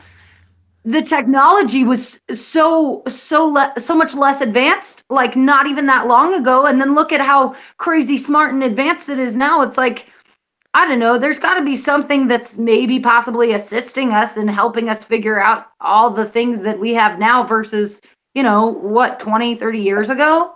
Yeah. It wasn't that long ago that everything was pretty dumbed down, I guess you could say. And then look at like all the shit that the people have now in their home. It's like when I grew up, I played with Polly Pockets and Barbies, and I went outside and played hockey in the street with my neighbors. And now all the little kids now have their own iPads and their own freaking smartphones, and they're just playing on their phone. And it's like, with how advanced things are, I feel like there's definitely got to be something a lot smarter than us out there. And maybe, yeah, I think it could totally be possible that it's assisting us. But we've also watched way too much freaking X-Files. I've never seen X-Files. And then when we were doing Silent Apparition, Mark and I spent a winter in our trailer. We had a little camper trailer that we were living out of, and we spent a winter writing an album and doing all the things. And while we were in that trailer, we watched literally the first episode all the way to the last episode of X-Files. And it kind of blew my mind because it's like, I know it's just, you know, a TV show or whatever, but kind of opening your mind to new ideas and new thoughts. I guess it's just kind of exciting to think that there is something smarter than us out there. You know what I mean? Yeah, absolutely.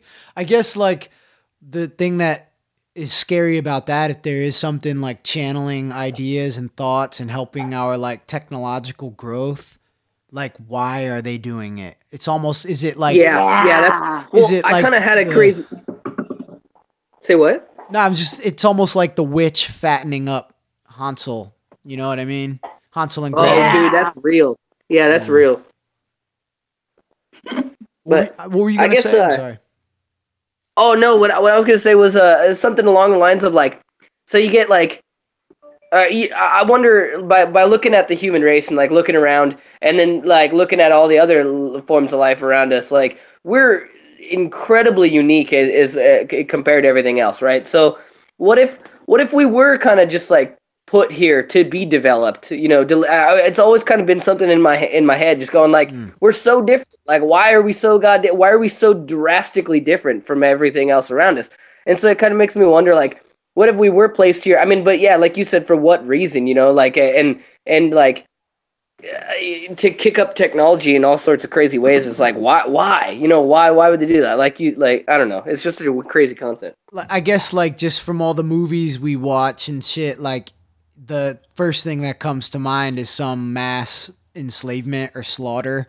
Yeah. You know, something, but I mean, in a way, done, you know, check on that. Like people are already like, you're saying about the kids, it is kind of scary, man. Sometimes when my 2-year-old niece gets a hold of a phone, like the reaction when you take it from her or her mindset, how it changes when you let her have it. It's like she just is instantly like zoned into it, like, and kind of knows how to use it instinctively as well. It's kind of weird. Like you remember your grandparents like trying to fuck around with whatever technology you had, and it's just like totally confusing to them. But then like a 2-year-old can pick up a phone and know how to open it and unlock it and like download apps, and it's crazy. Yeah, no, it's freaking insane. It's like built into their minds now. I think it does kind of become intrinsic, like after a few generations, like certain tools, like you just kind of, I don't know. It's like a kid might pick up a hammer the right way and know what it's for, like bashing things, you know?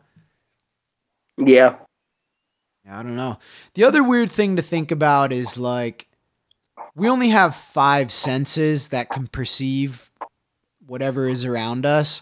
So it's possible, like within all this blank space or even within the solid matter, that there's like other things going on that we sometimes can pick up through some intuition or some other way, or, you know, maybe we don't, or maybe vice versa. Maybe it's like symbiotic, because you know what I mean? Like Like how you're saying Yeah. we're so much different, and it's like, and we are. I feel that. But if you look at it from another angle, we're also pretty similar. Like, think about how many, even your dog, 2 eyes, 1 nose, 1 mouth, 2 ears, a body. Yeah, that's real. Yeah. And 4 limbs. It's like, so people, when they talk about aliens, they're like, aliens look like us, but get this, they're green. And it's like, you know, like that's how far you think it goes, and their head is bigger and they have big eyes or whatever. But it could be an entirely different form of matter that we're not even able to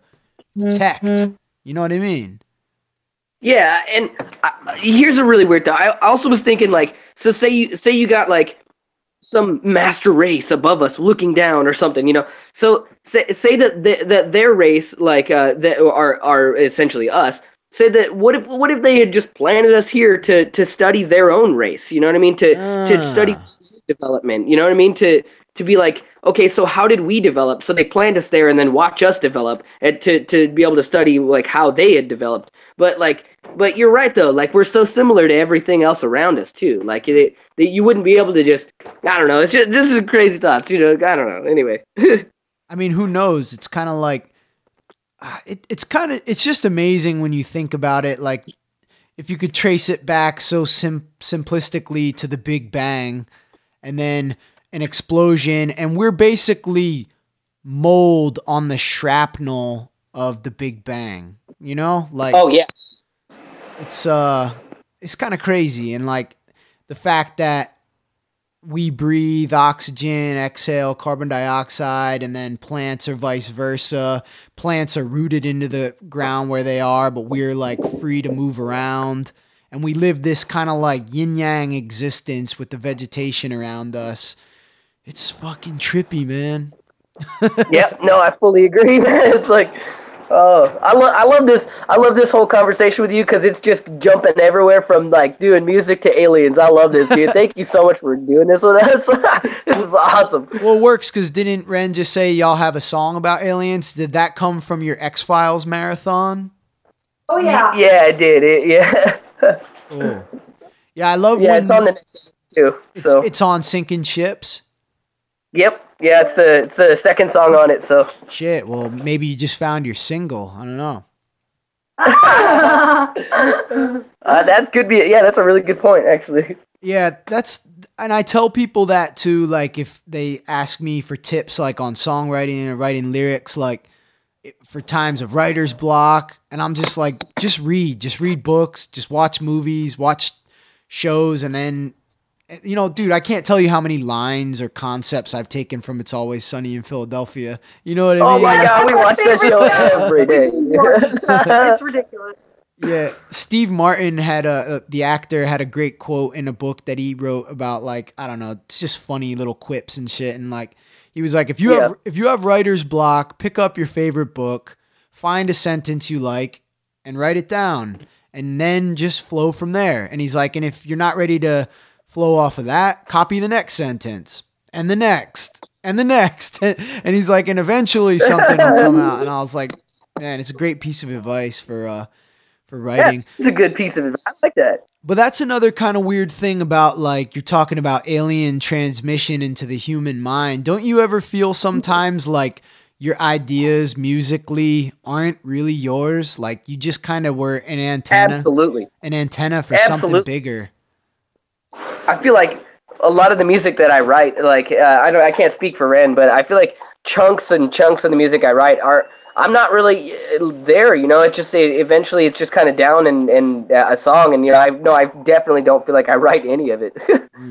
Yeah, it's weird. It is. It's almost like becoming a musician. Like the better of a songwriter you get, it's actually you're just like tuning a guitar, but you're just tuning yourself into the right frequency to pick up the right thoughts and the right That's an emotions. amazing way to put it, man. Yeah, I don't know. It's weird. I mean, I know the songs that I muscled out, and I know the ones that just came to me effortlessly, you know? Yeah.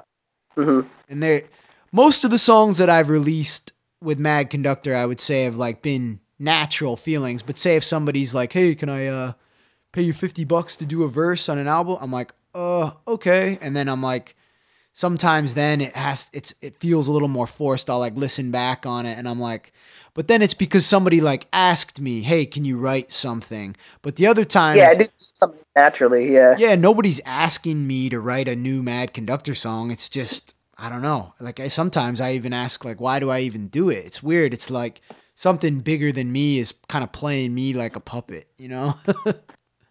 Yeah. But I don't know. To kind of off topic a little bit on that, when I was looking back at that post you had made about the van breaking down, I had saw a kid on there kind of commented something like, just hitchhike. And I thought your response was really funny, but I was curious because you had said something about that you had done plenty of hitchhiking and train hopping. Is that true? Have you've lived that kind of lifestyle before? Yeah, absolutely. Yeah, it's kind of how the whole traveling. That's actually kind of how touring started, because I was already kind of playing some tunes as a teen, and then I started hitchhiking and traveling and playing tunes like on the streets and stuff. And I was like, you know what? Like, I mean, I can't just ride trains and hitchhike forever, you know. So I just kind of smashed the two together and turned it into touring. So, man, well, tell me about that. Like, what was that like? That experience? Definitely another like really humbling experience, because like, you know, I've had plenty of situations where I've just, you know, felt so alive and felt so into it, you know, and then other situations where I've been like, wow, I could have died just then, you know. There's so many fucked up crazy shit happens, but I definitely wouldn't trade it for the world. But yeah, I don't even know how to really go into it, because it's like, you know, it's just kind of I just wrote it. A little short story about one train ride. Oh, cool. Oh, I'm sorry. I wrote a short story on one train ride that I did, and it was almost dying. Like, I hit the storm, and like all these trees were falling on the train, and thunder and lightning that I've never even seen in my entire life, and probably won't see again. Holy shit! What's the story called? Where can we find it? Oh shit! I can actually send that to you too if you want. But I posted it on my Facebook page a while ago. It's I made it like it's on like the Google Drive, but I made it public, and so anybody can look up the link. But it's called I don't remember. I was trying to remember what it's called. Well, it'll come back to you, and if not, I'll post it in the description. But yeah, that's really cool. Yeah, I'd love to read it. But like, it's short. So how did you get in? Like, where do you find the, like, I don't know, courage might be the right word, to just like leave your house one day without any transportation, and like, how do you even I wouldn't even know where to catch a train. I would like jump on the wrong train and end up like, I don't know, like, did somebody guide you through it? Like, did you have a friend who was like, come on, let's do this?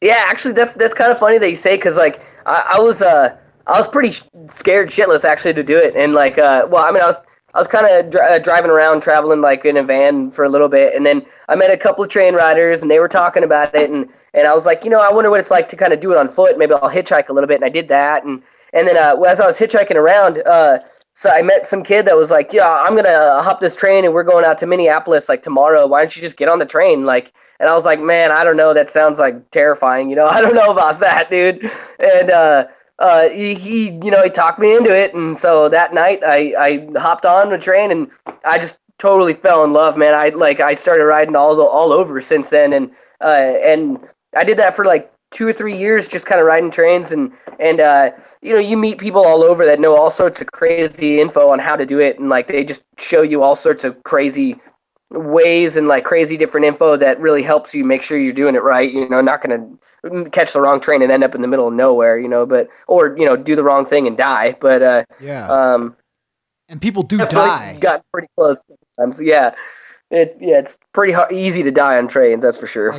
Like trying to jump onto it, right? People will get like sucked underneath and.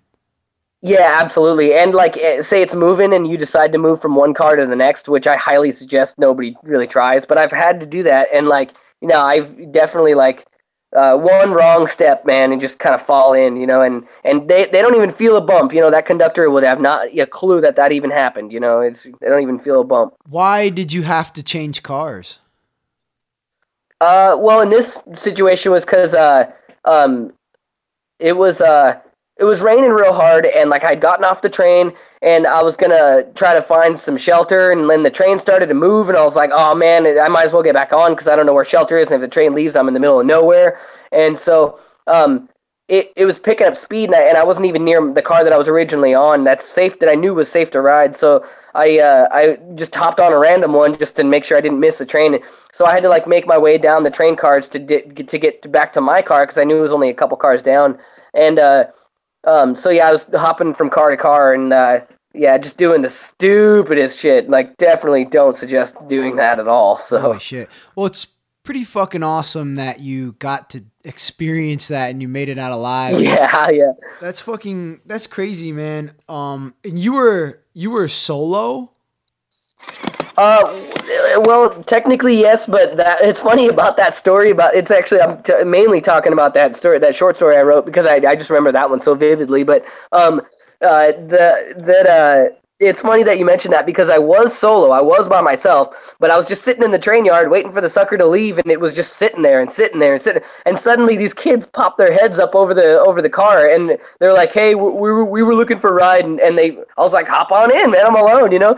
And it ended up that they had never ridden before ever. They were just trying it out for their first time, and they were lucky that they were lucky that they found me because I had kind of knew what I was doing. I had done it before, and if I wasn't there, they probably would have died on that train because I kind of helped guide them through, like, okay, this is dumb, don't do that, this is stupid, and it was through that storm that that they and it's crazy that they experienced that with me because like it was just one of those experiences where you wouldn't even believe it. Like I can't, thinking back, it's like totally surreal. It's unreal. It does not seem like it would have happened, but that every time I've run into one of those kids at least once or twice, and I've been like, dude, you remember that time? And he's like, oh, I can't believe that actually happened to you.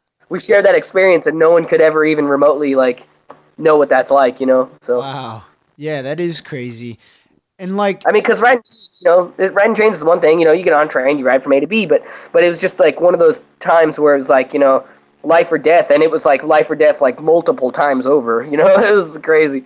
Is it mostly like punk kids, or do you encounter like all kinds of people in the train hopping world?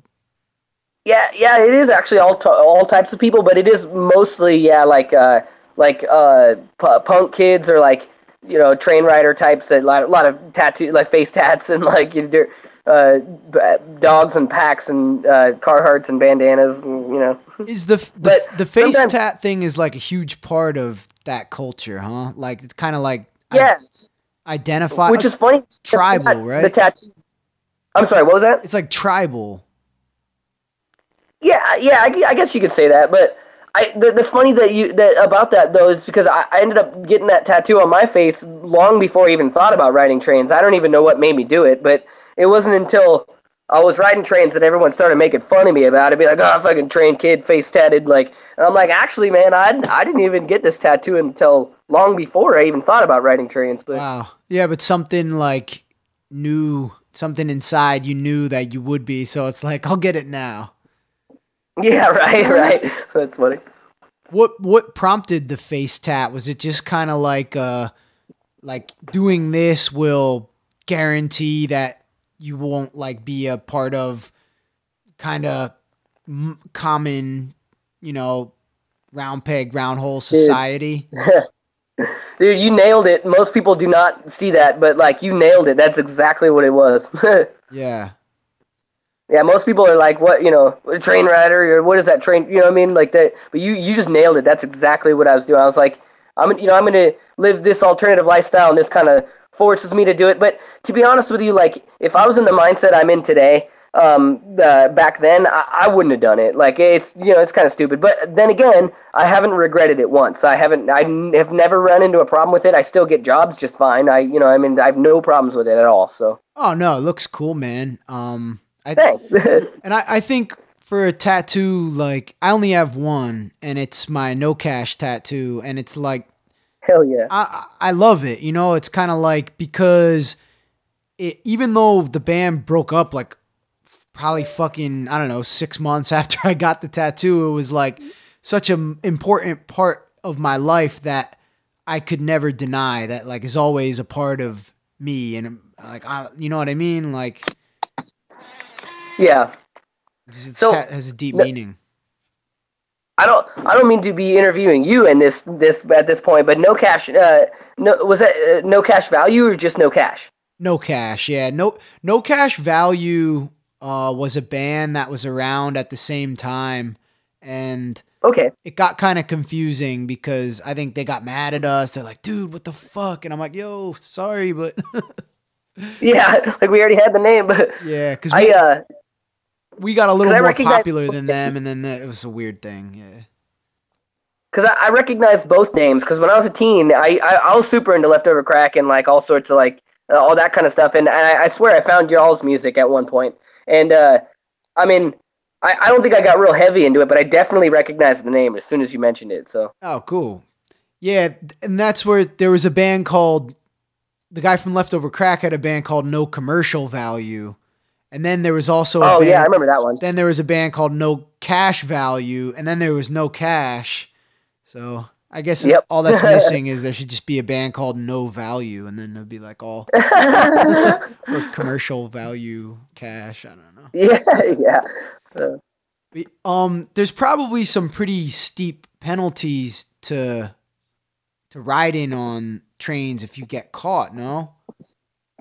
Actually, it depends on location, like where you're at. Most of the time, it's just a ticket, like a slap on the wrist. They pull you off and they give you a ticket and they let you go. And that's what happened to me. But there's other places, yeah, you don't want to get caught on a train because you will go to jail and you'll probably spend some serious like federal time because you're riding from state to state, and so they get you in some serious shit for it. But Oh, I see what you're saying. It's like a crime that crosses state lines. exactly, yeah. But Ah. it's a give and a take though, because like when I got caught, yeah, no, it was just a slap on the wrist, man. They just like they saw what I was doing and they were interested, if anything. They were like, whoa, you came from this far? That's crazy. I can't believe you've been riding that. They were really interested. And then they gave us, like, I think it was like a $300 ticket, and they let us go. I walked away, so. Did you pay the ticket? No. Where was that? I Where went did to that jail happen? twice for that ticket. Oh, you did? Yeah, I went to jail twice for that ticket, yeah. Is it over now, or do you still have a warrant out if you haven't paid it, or how does that work? No warrants. I still owe money, though, that's for sure. Oh, shit. So warrants soon. Yeah, well, yeah, we'll see about that, because I had the warrant once, and then it was for not doing the community service, and I went in I turned myself in on that warrant, and spent 3 days, which equaled the community service, and then they reissued the warrant because I hadn't paid the ticket, and apparently that's actually against the law to issue warrants because you don't have money because you haven't paid tickets. And so my dad had worked in the court system at the time, and he contacted them, and they made sure not to do that again. So I still owe money, but I haven't had a warrant since, though. Oh, wow, man. And where did you get caught? I was in Ephrata, Washington. It was kind of kind of where I'm from. It's funny because I got on the train in somewhere in Minneapolis, Minnesota, and I rode all the way, and I made it 60 miles outside of my hometown, and I got pulled off. What do they have, like, So it's cameras in the cars, or how did that happen? No, I think it was somebody saw us maybe when we were like, I don't really know, to be honest with you. I was like, somebody might have been on some kind of bridge, like up above us, looking down at us and saw us, but and then called maybe. I'm not really sure actually how they caught us, but Whoa. yeah. And in some train yards, they'll actually have like a what they call a rail bull, like a bull. They'll have them sitting on top of a bridge, and they'll pull the train through really slow, and they'll be looking down from above, and they can see everything, and they spot you, and they call, stop the train, and they know exactly where you're at, and So you be riding in, like, uncovered cars? Yeah, absolutely. So you got to make sure you get some good weather, because yeah. Oh, so it's not like in TV where it's like that one empty car and there's like the sliding door and they got like your feet hanging out. Sometimes, yeah, actually, sometimes you can get some box cars like that. But what I was riding, no, it was more like, those big ass shipping containers you see like on the back of semi trucks and stuff. It's like, Yeah. it was like one of those, like they double stack those things, and sometimes you have enough room to like get on behind those things and like, yeah, just kind of hang out. There's like a little platform. It's a really good, nice place to hide, except for from above. Whoa. But, and what's the longest ride you ever did on a train? actually, the one I was just talking about where I got pulled off, then that was about 2,500 miles. Oh, you it was said about 3 days on the train. Minneapolis to Washington. Yep. You spent 3 days? Yeah, I spent about 3 days on that train. Non-stop or? Non-stop. Didn't get off once. So what were you eating? Just a bunch of food that I stocked up before I got on. Canned food and like, one of my favorites is tortillas and peanut butter and jelly. Oh yeah, classic. Whoa. Classic. Man, and so you got to make sure that you have enough like water and everything. Absolutely, yeah. So how much water did you bring? I think I brought about 3 gallons. Damn, so you're toting like a considerable amount of weight to get on there. Oh, yeah, that's like the worst part, man. When you're getting on, it's like such a pain in the ass because you're carrying like all this weight and dog food and like my food, my backpack full of all that, and just like so much shit. Whoa, and that's the same dog that you have now that was riding with you then? Yeah, absolutely. Whoa, man. Yeah, that poor dog did not like being on train for 3 days, I'll tell you that. Yeah, and so how do you clean up after the dog? Just like let it go and toss it off the side? That's the thing, man. She didn't actually go. It's kind of freaking me out. She didn't go once for 3 days. Wow. Yeah. The train stops in the middle of nowhere, right? And you'll know if you have time because it'll be on like a siding, and it'll be waiting for another train to pass.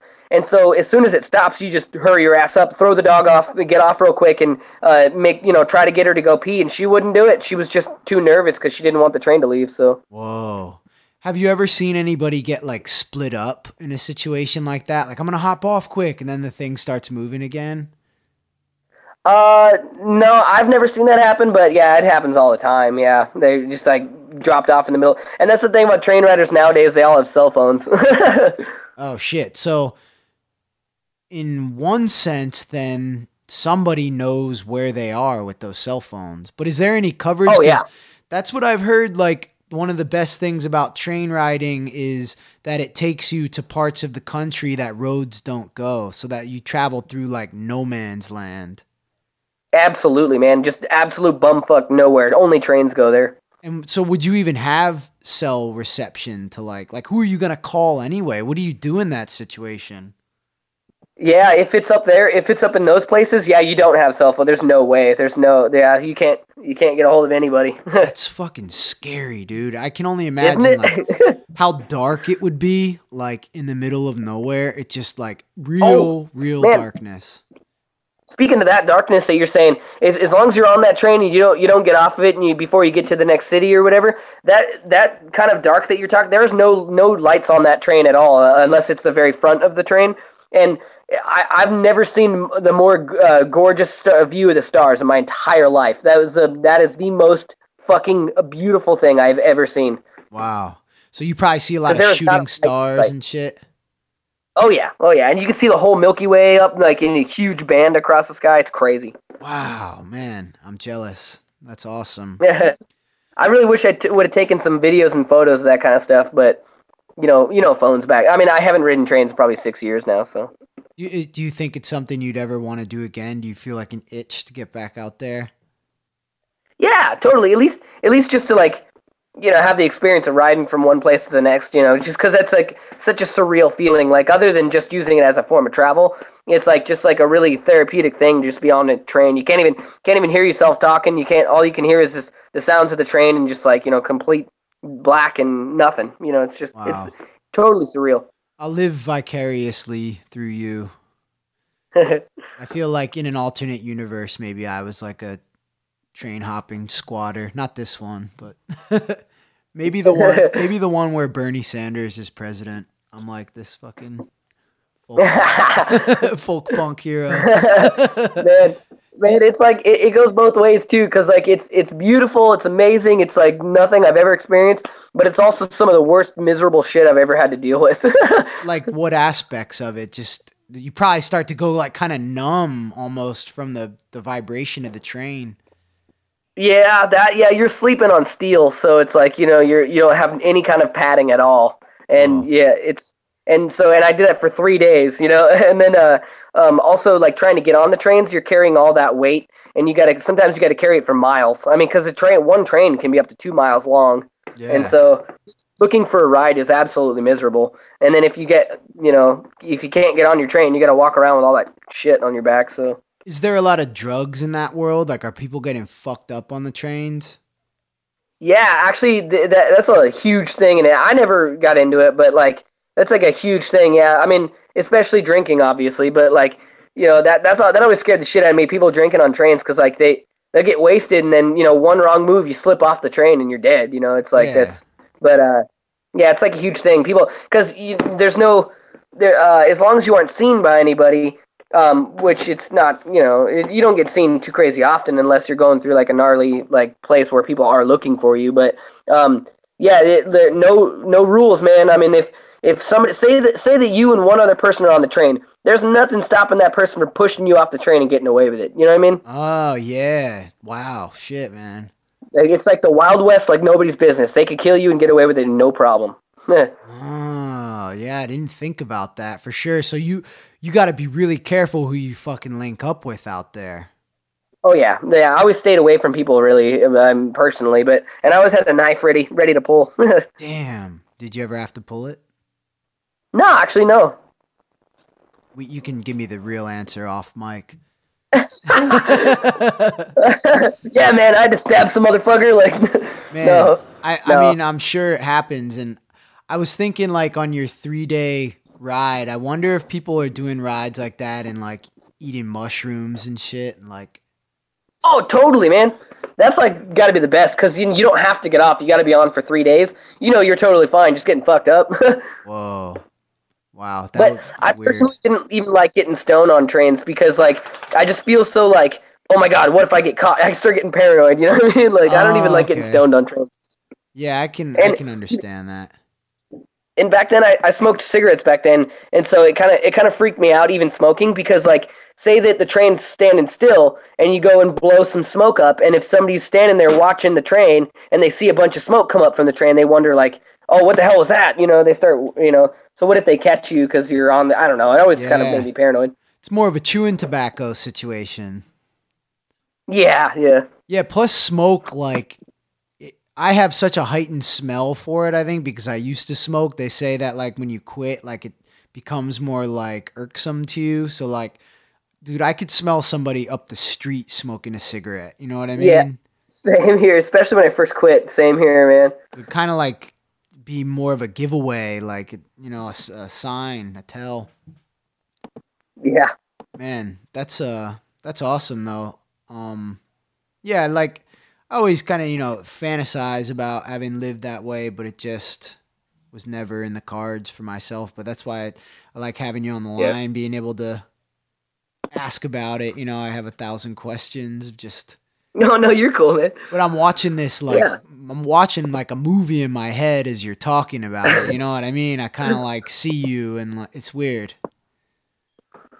What's crazy to me is people live like their lives like that straight, that's all they do. And like I did it for like a few years and whatnot, but like I couldn't keep doing it. I just like I turned it into touring and playing music. But like, man, that's just such a crazy concept. Like people live strictly doing that. They just like get on one train and ride to the next town and busk on the streets for a while and do it again. You know what I mean? It's crazy. And how do you decide where you go? Or is it just like, I want to go here, so you figure it out? Or is it kind of like, does the course kind of map itself out? Yeah, it kind of depends on what train line you're trying to get on and like where it's going to go. Yeah, and sometimes they'll dump you off in places you didn't expect to be, and like yeah, it's just kind of like going with the flow, man. Sometimes you just get up and end up in the wrong place, or sometimes you deliberately get on the train to go to this place and it works out. So Wow. And was that when you Like, recorded that live in Minneapolis, or that was afterward? oh, that was long after we were on tour actually. Okay. I've never been there either. Yeah. It's always just been too kind of far off the beaten path on a tour route, you know, when you're trying to like Yeah. do Chicago and then fucking beeline it out west or some shit. But Yeah. I imagine it's probably pretty dope. Yeah, I like it. It's like it's like any other major city. Yeah, it's a big old city, and they got all sorts of shit. They got a huge scene there too. Yeah, like a lot of really big bike scene there. Like bicycle? Yeah, like bicycle punks. Yeah, Oh, cool. like build all their own bikes and shit. Yeah, New Orleans was big into that. People be riding around So, like 2 frames welded together, shit like that. yeah, that's exactly what I'm talking about. That exact thing. Yeah. Is that a stop on train routes for common like train hoppers, New Orleans? Oh yeah, that's like the stop. Like everybody's like, I'm riding trains down to New Orleans. That's like the stop. Yeah, I kind of had a feeling as much. Like it just seems like a mecca. I mean, there'd be a ton of crust punks and people hanging out on the neutral grounds, busking or just Yeah. begging for change and shit. Yeah. So you spent some time in New Orleans as well? Yeah, a little bit. I mean, just kind of like stopping in and like on tours and stuff like that. I didn't ride trains down there or anything like that, but it was always a little too intimidating for me, to be honest. What about it? But well, everyone always taught, like at least in the train culture thing, everybody says that like riding trains there, you got to hide your backpack because cops will just arrest you on the spot if you're a train rider through there. Like looking for like squatting, because you know how like Katrina just wiped out so many places that there's so many empty houses that everyone just squatting there. So the cops just started arresting anybody with a backpack. So I was like, fuck that, I'm not going to New Orleans. Oh shit. But, yeah, no doubt. Cops will suck people off the street like vacuum cleaner. I got taken to jail like for no reason. You know what I mean? Like, and I didn't even have a fucking crust punk vest and a hat with lighters clipped to it or anything. Yeah. Damn, dude. Did you do a lot of squatting too? No, not too crazy much. I mean, like, my version is just, sleeping behind dumpsters and stuff, and I was always too chicken shit to break into places and like, yeah, I mean, I have though. There's like 1 or 2 different scenarios where I can think where I like found like an abandoned place. And I'm like, all right, cool. I like this feels comfortable enough. Like I'm not, but like I was always too chicken shit to do like the really brave shit and break in, I don't like jail like anybody else. I just don't like jail. Yeah, fuck jail, man. Jail sucks. So it's like, I'd rather just, get a shitty night's sleep behind a dumpster and then wake up in the morning and be fine, than get breaking and entering charges and shit like that. So B&E, dude, that's serious time. Exactly. Yeah. And it's like, there's nobody that even lives there. You're just trying to sleep. Were you ever, in any points like riding the train where you like, I guess when you were going through the storm, but like where you regretted it, where you're like, fuck, I wish I wasn't like on this train? Or did you just like enjoy the experiences when you were going through that? Yeah, pretty much just enjoying the experience, man. I can't really think of a time that I've been like, oh, this sucks, man. I can't do this. Like, yeah, why did I do, yeah, pretty much any time I've ever ridden, I've just been like way too stoked about it, except for that crazy train ride, just being like, man, I wish I was home right now, like not here. Yeah. And you've done hitchhiking too as a means of transportation? Yeah, absolutely, yeah. Did you ever encounter any weirdos doing that? A little bit. I mean, not as much as you'd think, but like, yeah, definitely. Like, I think. Let's see. I'm trying to think of like the worst shit, but like the only thing that really comes to mind. This isn't even that bad in the slightest, but the only thing that comes is like some dude picked me up, was falling asleep at the wheel, and I kept annoying the shit out of him, trying to keep him awake. Oh shit, man! He's probably like nodding off on some fucking pain pills or something. Yeah, exactly, like that kind of shit. Oh, I found my story. I was sitting here looking through my Google fucking whatever, and it was called "What Doesn't Kill You." That's what it was called. Oh, cool. Yeah, I'm gonna have to check that out. It sounds awesome. Yeah. Anyway. Yeah, dude. Yeah, I know it's tough when people ask questions like this off the spot. Like when people ask me, what's the craziest thing that's happened on tour? I'm like, my mind draws a blank. You know what I mean? Like, Yeah, totally. It's tough to, it's when I did the podcast with Andrew WK, he was really good at giving bigger answers, like bigger than just one, like topical experience and more just like giving an overall kind of summary, like a more poetic kind of interpretation of what it was like or how he feels about something. Or, you know, I asked him like, what kind of exercises do you do? Cause I know he's into fitness, but instead he answered like his answer was something like the impermanence of the human body. No matter what we do, like we're still going to lose this and we know it, but it's, oh my God. It's like, yeah, this like, that's intense, man. Yeah, exactly. It's like these crazy deep answers. And I was like, man, I have to be more like him. Yeah, man. Wow. Man. I mean, the only times I've ever hitchhiked is when I had to, like if my van was broken down on the highway. And in most situations, man, the people are pretty cool. I think, you know what it is, dude? It's like, the powers that be kind of want us to be afraid of each other, you know? And like, I'm not suggesting that people just go pick up everybody fucking standing on the exit ramp, you know? But, but I don't think that like, you know who you should be way more afraid of the fucking cops hiding in the brush than you should be of the dude with a fucking stick and bindle waiting on the entrance ramp. No, that's real. Yeah. You know what I mean? And like, because they're way more prone to shoot you than somebody asking for a ride. Oh, dude, most people hitchhiking, unless it's like a movie fucking scenario, it's like the Seaside Strangler, you know, or some shit. Like, you're not going to really want to be carrying around a gun if you're doing something that's already going to be calling the attention of lawmakers or, law enforcement. You know what I mean? Yeah. Like standing on the highway hitchhiking and you got a gun and like an ounce of coke, like it's probably a bad idea. Yeah. They're probably, yeah. Yeah. I mean, anybody who I picked up, like, and I've picked hitchhikers up before too. I picked up some like what people probably like think of as the stereotypical like old man with the big long beard and like dirty overalls, you know, like old school road guys, like, and I'm just like, like, what the fuck is this guy gonna do? You know what I mean? Like, let me help him out. Like, you know, for the most part, I mean, maybe somebody's weird, but people are we're weird. So we are. Yeah, totally. Yeah. Yeah. I was like, in recent years, I felt really bad because like I've like loaded his van up with all sorts of shit and just been so crammed. And every time I see a hitchhiker, I'm like, you know, I want to, and then I got all this shit in the van, and I can't. Like, it sucks. We'll come back for you.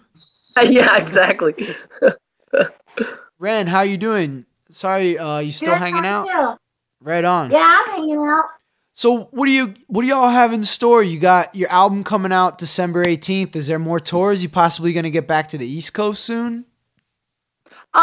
I feel like we want to try to do like a full US tour once a year. So definitely, I guess goals for like more of like a big circle around the US would be like, I guess like springtime, I'm hoping.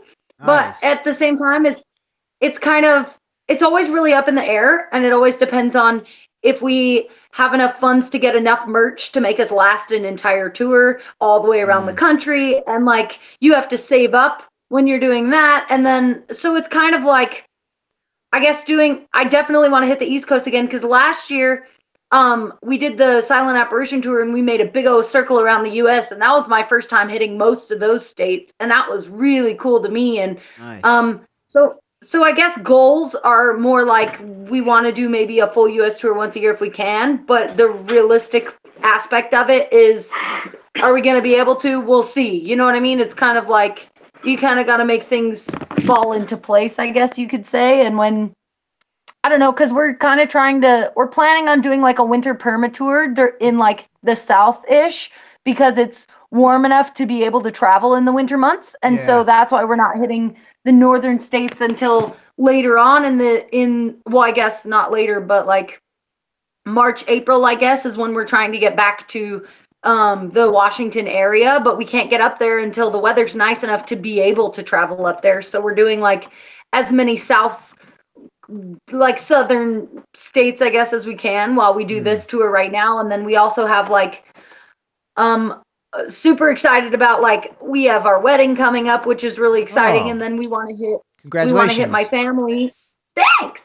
We want to try to get to my family's all in Texas, so we're going to try to get to Texas and do like a reception with my family and do all that stuff. So like we're going to kind of end up in the Washington area again, like in March-ish, I guess, towards the end of March.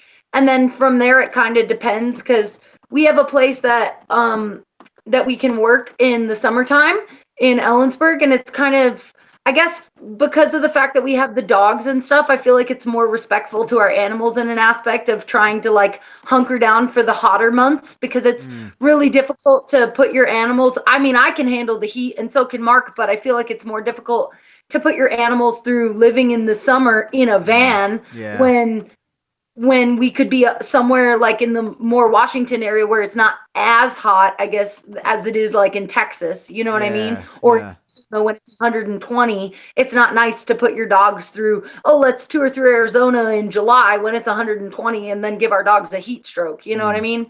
So like, I guess, so we try to do like, I guess for this winter, it's a little different because we're doing like the southern tours during the winter, and then springtime we'll go, I guess, more towards the Washington area and do those states over there. And then like maybe like work for the summer a little bit at the restaurant job. And then by fall, we want to do another big tour. You know what I mean? And like by fall, it's starting to cool down so we can go to any of the states we need to. And it's not, hopefully it won't be too cold to where it's snowing and you can't get across the states, but it's cool enough to where the dogs can survive in the van as well as us. You know what I mean? Very and I really want to, we want to save up for a bigger vehicle because we can't do the full band in our minivan because Mark and I and all of our gear and then our dogs barely fit. Literally, we fit everything to the brim. Like we literally have no room for anything extra like, in the van, much less Calvin and his drums. You know what I mean? No matter how much we want to fit it. 20 She's not even exaggerating. We could barely fit like an extra pair of shoes in there. She's not even exaggerating. Wow. So like, I guess goals would be to get a bigger vehicle so that we can get Calvin and another bassist in the van so that we can do bigger tours with the full band, because like doing the two-piece is really awesome and it's really fun and it's just a whole different feel. And so we want to do like a big O tour with the whole band and have Calvin be part of it. But it's really hard when we only have so much space. It makes it so minimal and it makes it so in a way it makes it impossible to get Calvin and his drums in our minivan. So we need to work to save and save and save to get to the point where we can have a bigger vehicle and we can keep going with our dreams of having the full band and being able to tour all the way around the country. You know what I mean? But having that resource of a big enough vehicle to be able to do it is also like you have to work and you have to save. And so that's kind of where we're at with that. If we had a bigger vehicle, then we totally would have Calvin with us and we would have a bassist with us and be doing the full band. But since we are in a smaller vehicle, we're just working with what we got at this point. You know what I mean? Right on. And I should have asked this earlier on in the podcast. You said you play banjo in the band now, right? Uh-huh. Okay, cool. Yeah. And I have, well, on our new album, I have one of the songs I wrote is on the banjo and one of the songs I wrote is on the guitar. And so in my banjo song, Mark plays the bass and then Calvin does the drums. And then in my guitar song, Mark plays the banjo and Calvin does the drums and Mark also has the bass tracks too. So it's just kind of, I don't know, it's kind of all over the place, I guess you could say, switching instruments out and doing all the things and stuff. And once we do get more settled and we do have more of an avenue to be able to practice more and stuff, then we can do more bigger things, I guess. But with being in such a small vehicle, you don't really have the opportunity to, in the van we used to have, I pulled my banjo out and I was practicing every day in the van while Mark was driving. You know what I mean? Yeah. And now we don't have that option. So it makes it a lot more, I guess it makes it less of an opportunity in a way, but at the same time, it gives me an opportunity to focus on like my vocals, because like I grew up as a choir kid and I grew up harmonizing and being a person that was doing the harmonies. And like, I've always had like the more lower registers. So I was, ever since fourth grade, I've been singing harmonies to all the people that were singing really high. I was singing low harmonies. And so I took voice lessons in, middle school and throughout high school. And then I've surrounded myself with music ever since I was a young child. So it was kind of more like being a kid and singing and doing it was just because it was fun. And then once I got out of high school, I kind of gave up on it and I stopped really focusing on singing. And I took when I did a few years in college, I took music theory and I took piano classes and I took voice lessons and all that stuff. But it was more of like, oh, this is just for fun. There's no way in hell I'm actually going to ever do anything with it. And then going from that to seeing, I wrote my first solo album last year, and then going from just doing a solo album and seeing how inexperienced I was with all of that, and then recording myself not knowing what I was doing, and now having the album that we're fixing to put out is like literally a dream come true. I cannot say it in any other aspect, but that it is a dream come true, because I never thought that I would ever be able to have like I said earlier, I'm really very shy around people. I'm very nervous, and I've always been very like, oh my gosh, what if somebody doesn't like it? And then it went from what if somebody doesn't like it to the point where I honestly, if somebody doesn't like it, then there's going to be somebody out there that does like it. And I'm not doing it so that somebody can like what I'm doing. I'm doing what I'm doing so that I can put my passion and the experiences that I've gone through and the hardships that I've faced. I try to put, when I write a song, I've literally written songs where I'm crying while I'm writing the lyrics and while I'm singing the lyrics that I'm writing, because it's literally so deep in my heart. And I've been through such a painful experience that for me personally, when I write music, I try to write my deepest and darkest thoughts and put it into music. So that way, when I'm singing the songs that I'm singing, I'm literally pouring any and every bit of emotion that I have into my music so that I can let other people know, I guess, that no matter how dark and how depressed you might feel, or how you feel like you should give up, there's no need to give up, because there's always somebody out there that will encourage you. It might be really hard to find those people, but they're out there. You know what I mean? So there's a song I put on the album, the song I play on the banjo, it's called The Unknown. That song, is really me pouring my heart out to anyone and everyone that's listening, to say, hey, no matter how depressed or how much you feel like there's no point in going on, there's always a reason to continue, and there's always a reason to fight for the life that you want to live. It doesn't have to be the life that someone wants you to live. It has to be the life that you want to live.